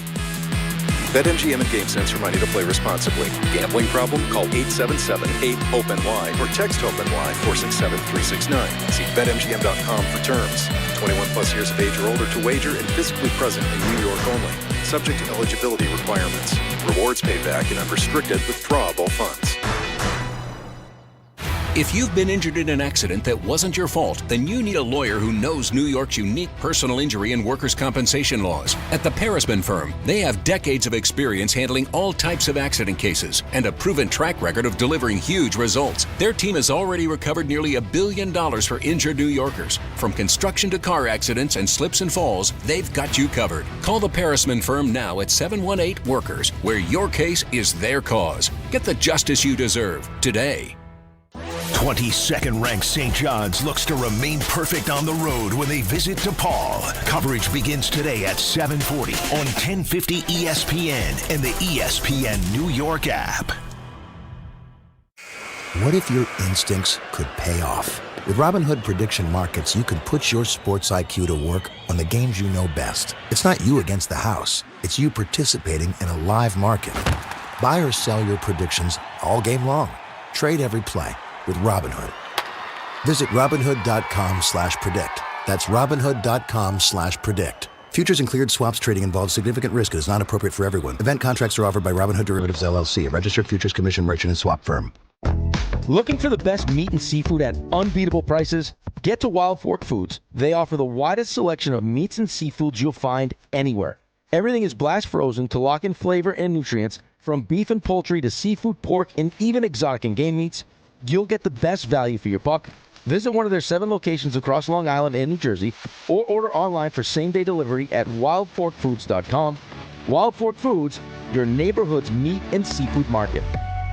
In a world in need of a hero, one man rises to the challenge in style. He is just driving the kids to soccer practice. Make every day feel epic in an all-new Hyundai Palisade Hybrid with up to an EPA-estimated 619 miles of range on select trims, advanced tech, and class-leading interior space. Because when you're hauling kids, gear, snacks, and backpacks, space matters. And so does comfort. Just make sure they keep their cleats off the seats. Visit HyundaiUSA.com or call 562-314-4603 for details.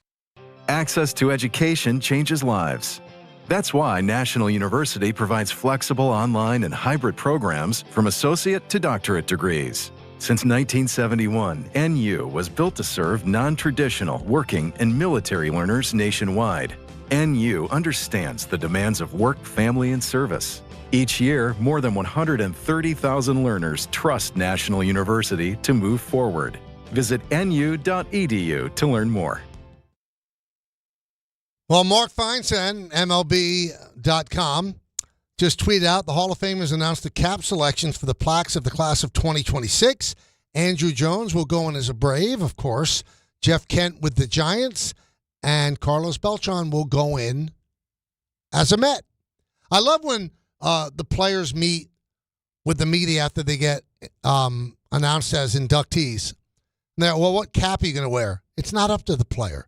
Because players used to sell that honor. They'd go to a team if they had played for many teams. Well, what do you have for me? Do you have a job for me in the future? And I'll wear your cap, blah, blah, blah. Now, you wonder, why did Dave Winfield go in as a Padre, not as a Yankee? Well, the Padres ended up giving him a job. And when it became prevalent that players were actually choosing the cap that way, the Hall of Fame said, no, we'll choose the cap. So, I mean, with Beltran, it comes down to either the Mets or the Royals, who he came up with, and I think that was the right choice with the Mets. He had a great career with the Mets. Jeff Kent played for many teams, started with the Blue Jays and the Mets, and ended up with the Giants, and did most of his Hall of Fame damage with the Giants. And Andrew Jones, most of his career was with the Braves. So, congratulations to those gentlemen, and that's the caps that they will wear. Let's go to the phones. Let's go to Rashad in the Bronx. Rashad? Hey, Mike. Good afternoon and happy belated birthday. Thank you, my friend. What's up? So, am I crazy to think that the Mets could potentially be a disaster defensively next season? We don't know Bassett at third. We don't know Polanco at first. We already know Soto at right field is not good. And what's happening in left field? Is it Benj or Beatty? We don't know. That's another question mark also. Well, I think they'll battle out in spring training. I think Benge has a chance to be the left fielder. If not, it will be Beatty. And if it is Benge, I think that's how you pronounce his last name, then, they expect to get Beatty about 400 plate appearances moving all around the diamond. I don't think the Mets can be a disaster, no. Let's say Bichette's awful at third. Awful, right? Well, then he becomes a DH, and you've got a great hitter who's a DH. And then you would move Beatty over to third. Let's say Polanco is awful. Well, then Polanco could be the DH. And you'll have Vientos play first base. So I think they've got too much talent to be awful. I don't think it could be a disaster. Yeah, there are question marks at the corners defensively, but let's talk up the middle. Luis Robert Jr. is an outstanding center fielder. So you've improved that. You've got an outstanding defending Gold Glove winner at second base in Simeon. You got Lindor at short. So up the middle, they're fine. Alvarez is a good catcher. Yeah, there's question marks at the corners, but both of those guys can hit. So no, I do not think the Mets can be a disaster. The way I look at them, I'd put them, if I was putting an over-under, 89.5, 90.5 wins. That would be right around where I would put it. And I think that's good enough to win the East. And it's definitely good enough to get into the playoffs. So if they put together a team that wins 90 games, that means they won 7 more games than they won last year. Mission accomplished. You go from 83 to 90, you go from out of the playoffs into the playoffs. Yeah, I don't think there's any chance the Mets are a disaster. Not a chance. Let's go to Raul in Harrisburg. Raul. Michael, how you doing? Good. How are you? Good. Long time. Yeah. Always my favorites, man. Thank you. Michael, I got questions about WBC. Okay. I always wanted to wonder. I got two questions. Is the WBC sharing revenue for MLB? And also... MLB runs the WBC. Okay. And also, Jorge Posada and Francisco Cervelli, I always thought Jorge Posada was a good coach. I don't know if he's a military guy like Joe Girardi. Like, you know, he's always been that feisty guy. But I wonder, like, he never got a job for MLB. Do you think that is because something you don't want to do? Well, you know, we had him on the Hot Stove Show, and he's one of my favorites, and he's going to be the assistant coach to Cervelli on Team Italy. And Cervelli does have an Italian background. Posada, the coaches that play for the managers or perform for the managers, they don't have to have any connection to that country. And I just think that Jorge is too hard-nosed and will not put up with nonsense with the modern ball player. So can he do it for 2 weeks at the WBC? Of course he can. Does he want to commit to from the middle of February to the end of October? I just don't think he wants to. He's done very well in life. He made a lot of money as a player. He's enjoying his life. I think the Yankees have him down at spring training, so that's just a short burst. But I think as a manager now, you have to make nicey nice with the players. You can't put up with the nonsense. I think he's too fiery for it. I really do. Let's just look at the Yankees. I don't think the Yankees would hire a manager like Jorge. They wouldn't. I mean, one of the things that got in the way of Girardi is that, you know, he was tough. He didn't want to put up with the nonsense. Now, everybody said, well, he wasn't analytic. He was very analytic. You should see him how he prepares for a game with yes. He's incredibly analytic. He's all about the numbers. But I don't think he was ooey-gooey enough for today's players. I don't think Posada is. I just don't. Let's go to Howie in Whitestone. Howie? Hi, how are you, Michael? Longtime fan. Thank you, man. How you doing, Howie? Oh, I'm very good. Good. My question is about Jason Dominguez. You know, the talk that the Yankees may trade him bothers me. I've been a Yankee fan since 1958. And I see this kid having some special tools, and they're trying to turn him into a true switch hitter, and he's weak on the right side. He may improve, but why? What's wrong with him just being a left-handed hitter? No one's complaining that Juan Soto just hits from the left side. Well, it'd be tough, Howie, because he's a natural right-handed hitter. I mean, he's naturally a right-hander. And the Yankees think that, you know, he struggled. If you look at his arc in his minor league career, he lost a year because of COVID, lost another year because of injuries. He has not had a lot of at-bats. And when you have at-bats in the minors, there are many, many more right-handed pitchers than lefties. So he's hitting left-handed more than he is hitting right-handed, and I think he's lost his right-handed swing a bit. In terms of trading him, is he untouchable? No, he's not. Are they just going to give him away? No, they won't. If something falls in their lap that they think is a huge improvement for their team, they would go that route. But don't be surprised to see Jason Dominguez play in the minor leagues this year. I would not carry a 23-year-old switch hitter who still needs to improve defensively. I would not carry him as a bench player. I wouldn't, because he was almost a non-person last year when Grisham grabbed hold of the center field job. There's no place to play him. You got Bellinger in left, you've got Grisham in center, you've got Judge in right, you've got Stanton as the DH. There's nothing that he could do on this team. But would I give up on him? Because I'm like Howie. I see some special skills there where he could be good. And we also lose sight of the fact when he played last year, he was 22 years old. He's been overhyped with that silly nickname, the Martian. The Yankees signed him when he was 16. He was supposed to be a switch hitter. Next, Mickey Mantle, Bernie Wood. Those are high steps to take. But when you take a look at his talent, he's incredible runner, great speed. He's a bad defender. He's a very good hitter from the left side and a very bad hitter from the right side. Can it improve? Yes. Should he be able to improve defensively? Yes. But I do not see a spot for him this year on the roster, unless somebody gets hurt.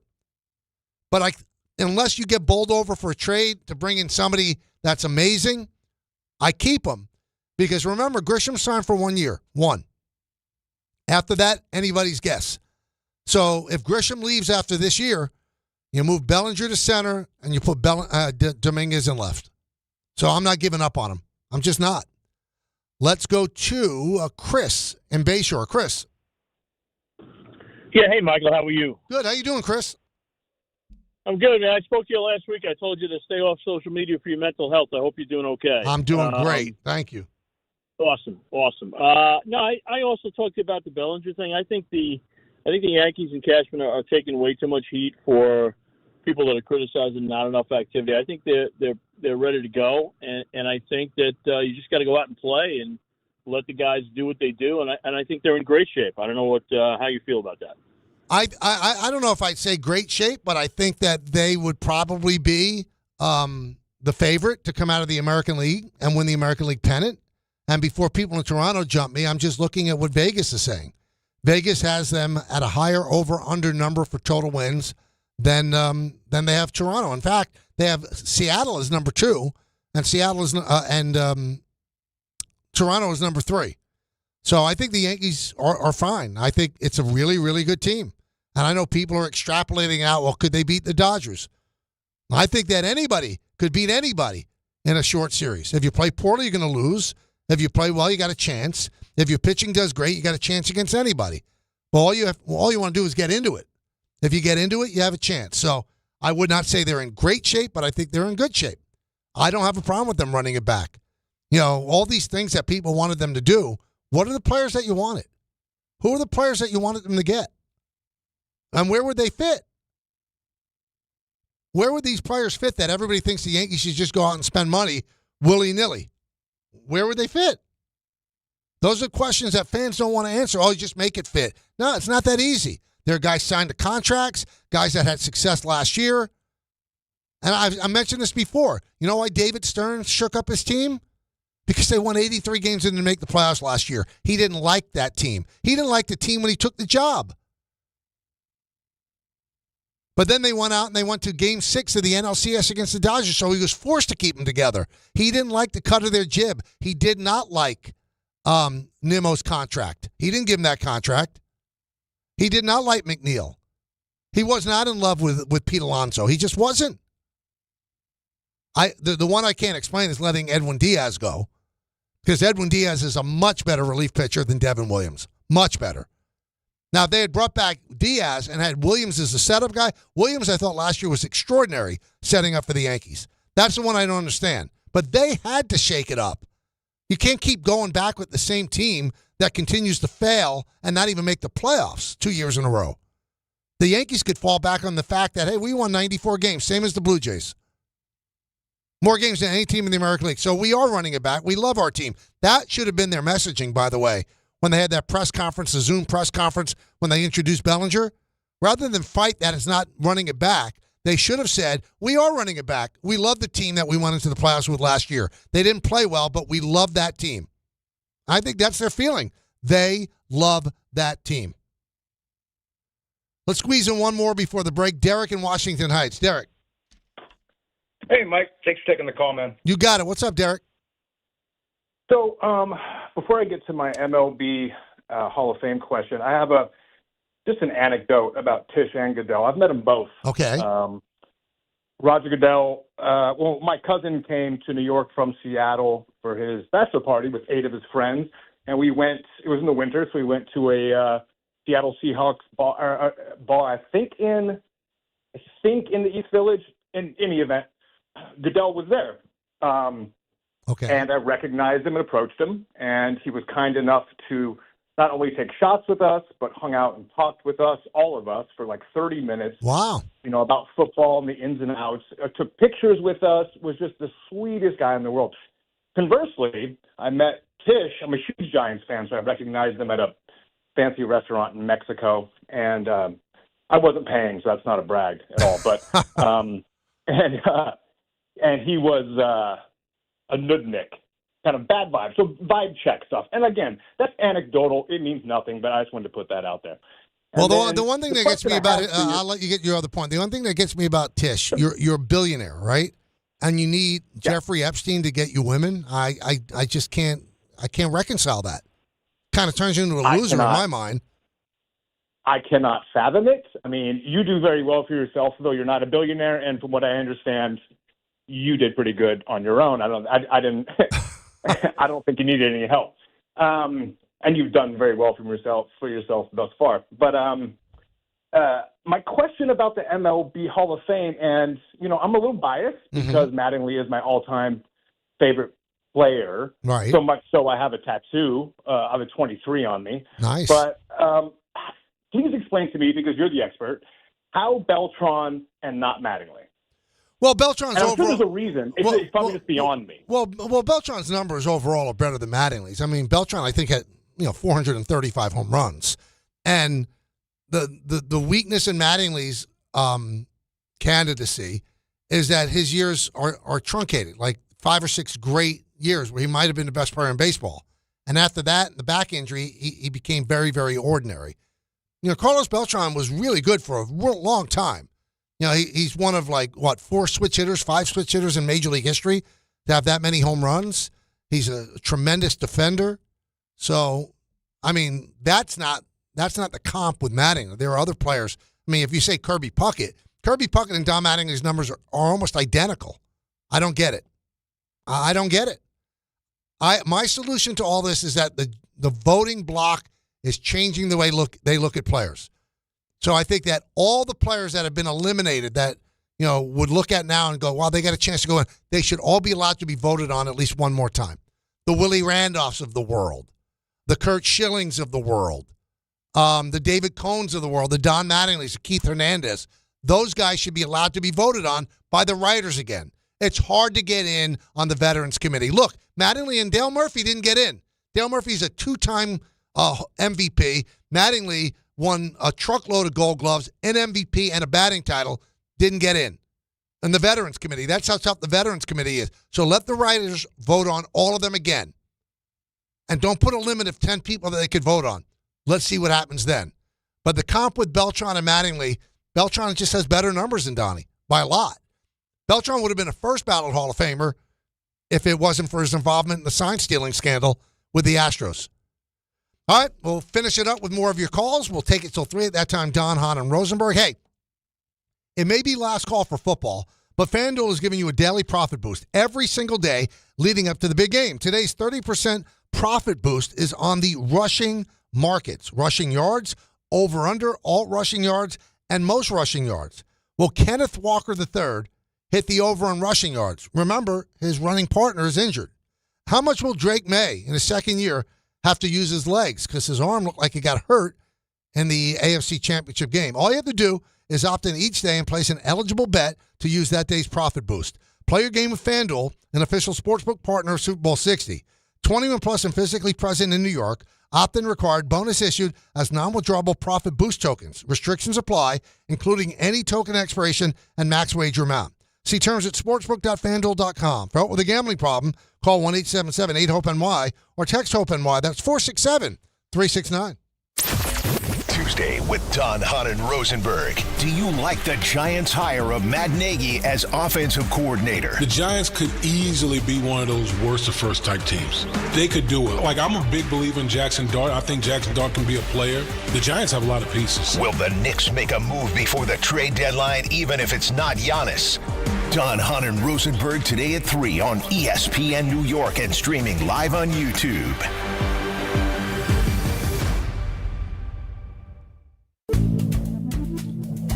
Good Karma Brands is proud to be an equal opportunity employer, providing equal employment, development, and advancement opportunities to all teammates and applicants.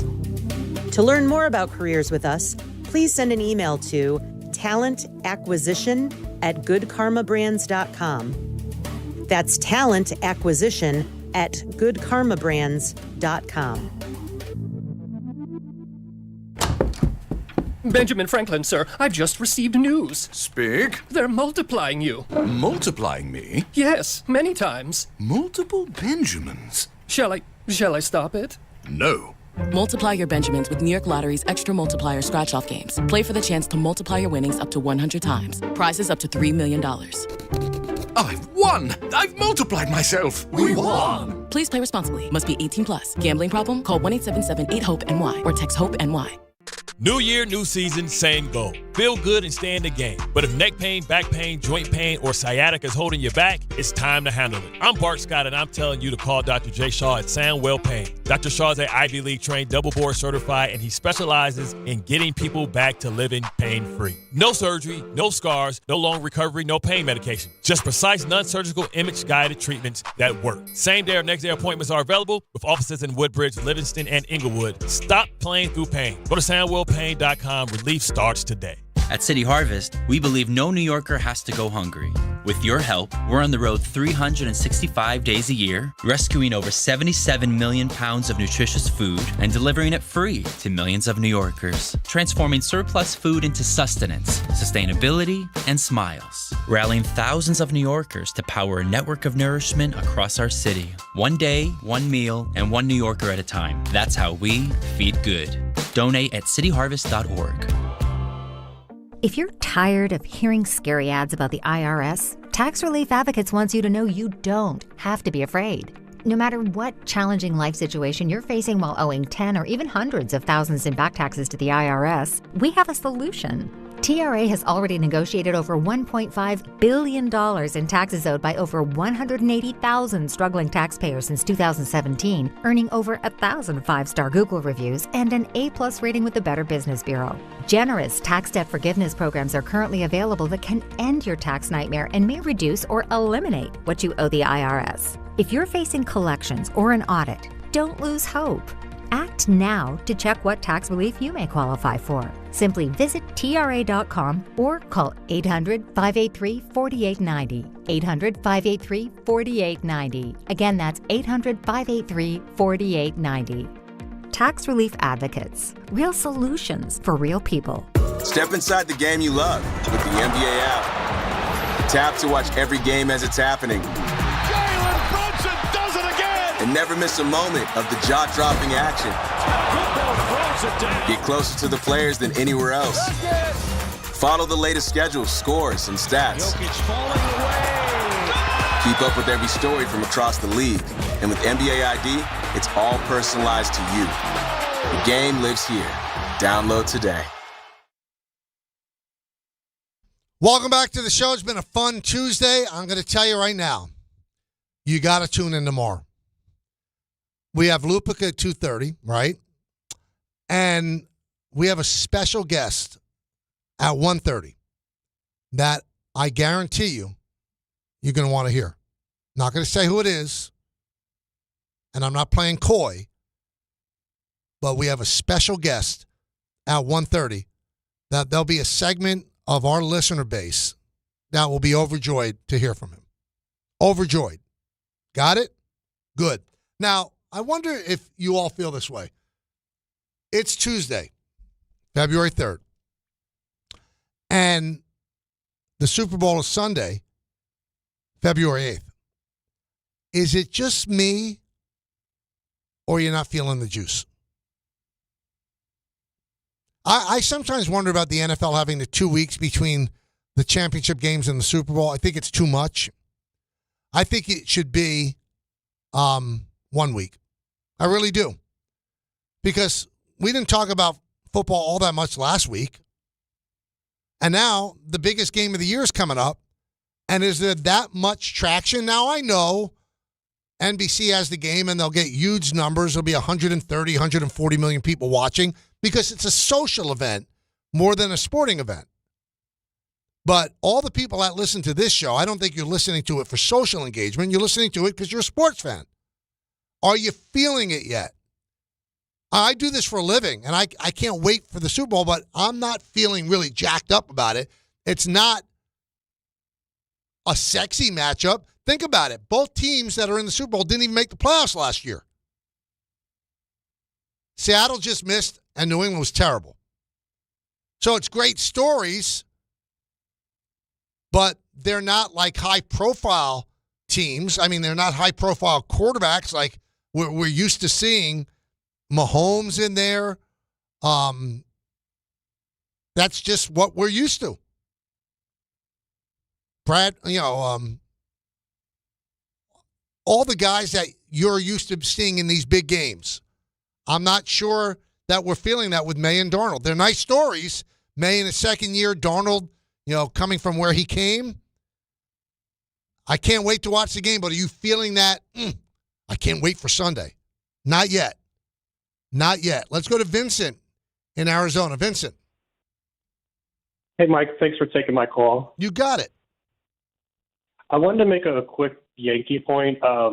Long-time listener, first-time caller, about the season. Mm-hmm. Usually around this time, I'm getting really hyped up for the season. And, I know there's been talk, we're running the same team back from last year and blah, blah, blah. But I think now that we have a legitimate closer in Bednar and not switching between Devin Williams and Weaver, we might win a couple of more games, and having Cole come back from Tommy John might also help us in the long run. So, Vincent, maybe there is a light up.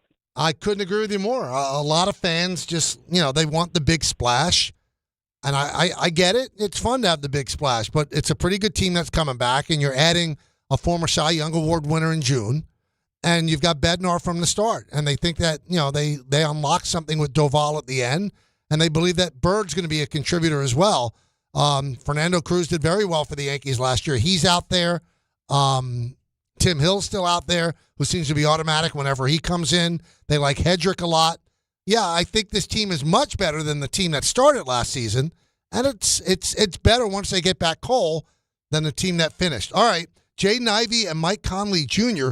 being traded to the Chicago Bulls in a 3-team deal involving the Pistons and the Timberwolves, according to The Athletic. Pistons will receive Kevin Huerter and Dario Saric from the Bulls, along with the 2026 first-round pick swap from the Timberwolves. Minnesota is expected to receive cash considerations, a team source said. So there you have it. So a couple of trades today. I'm sure they'll talk about it on Don, Hahn, and Rosenberg coming up in just a moment. Hey, thanks so much for listening. I appreciate you spending these 2 hours with me every single day. It's me and you for two. Those are the rules of engagement. Fastest 2 hours in sports talk radio. Don, Hahn, and Rosenberg coming up in minutes. I'll talk to you again tomorrow at 1. In the words of Billy Joel, life is a series of hellos and goodbyes.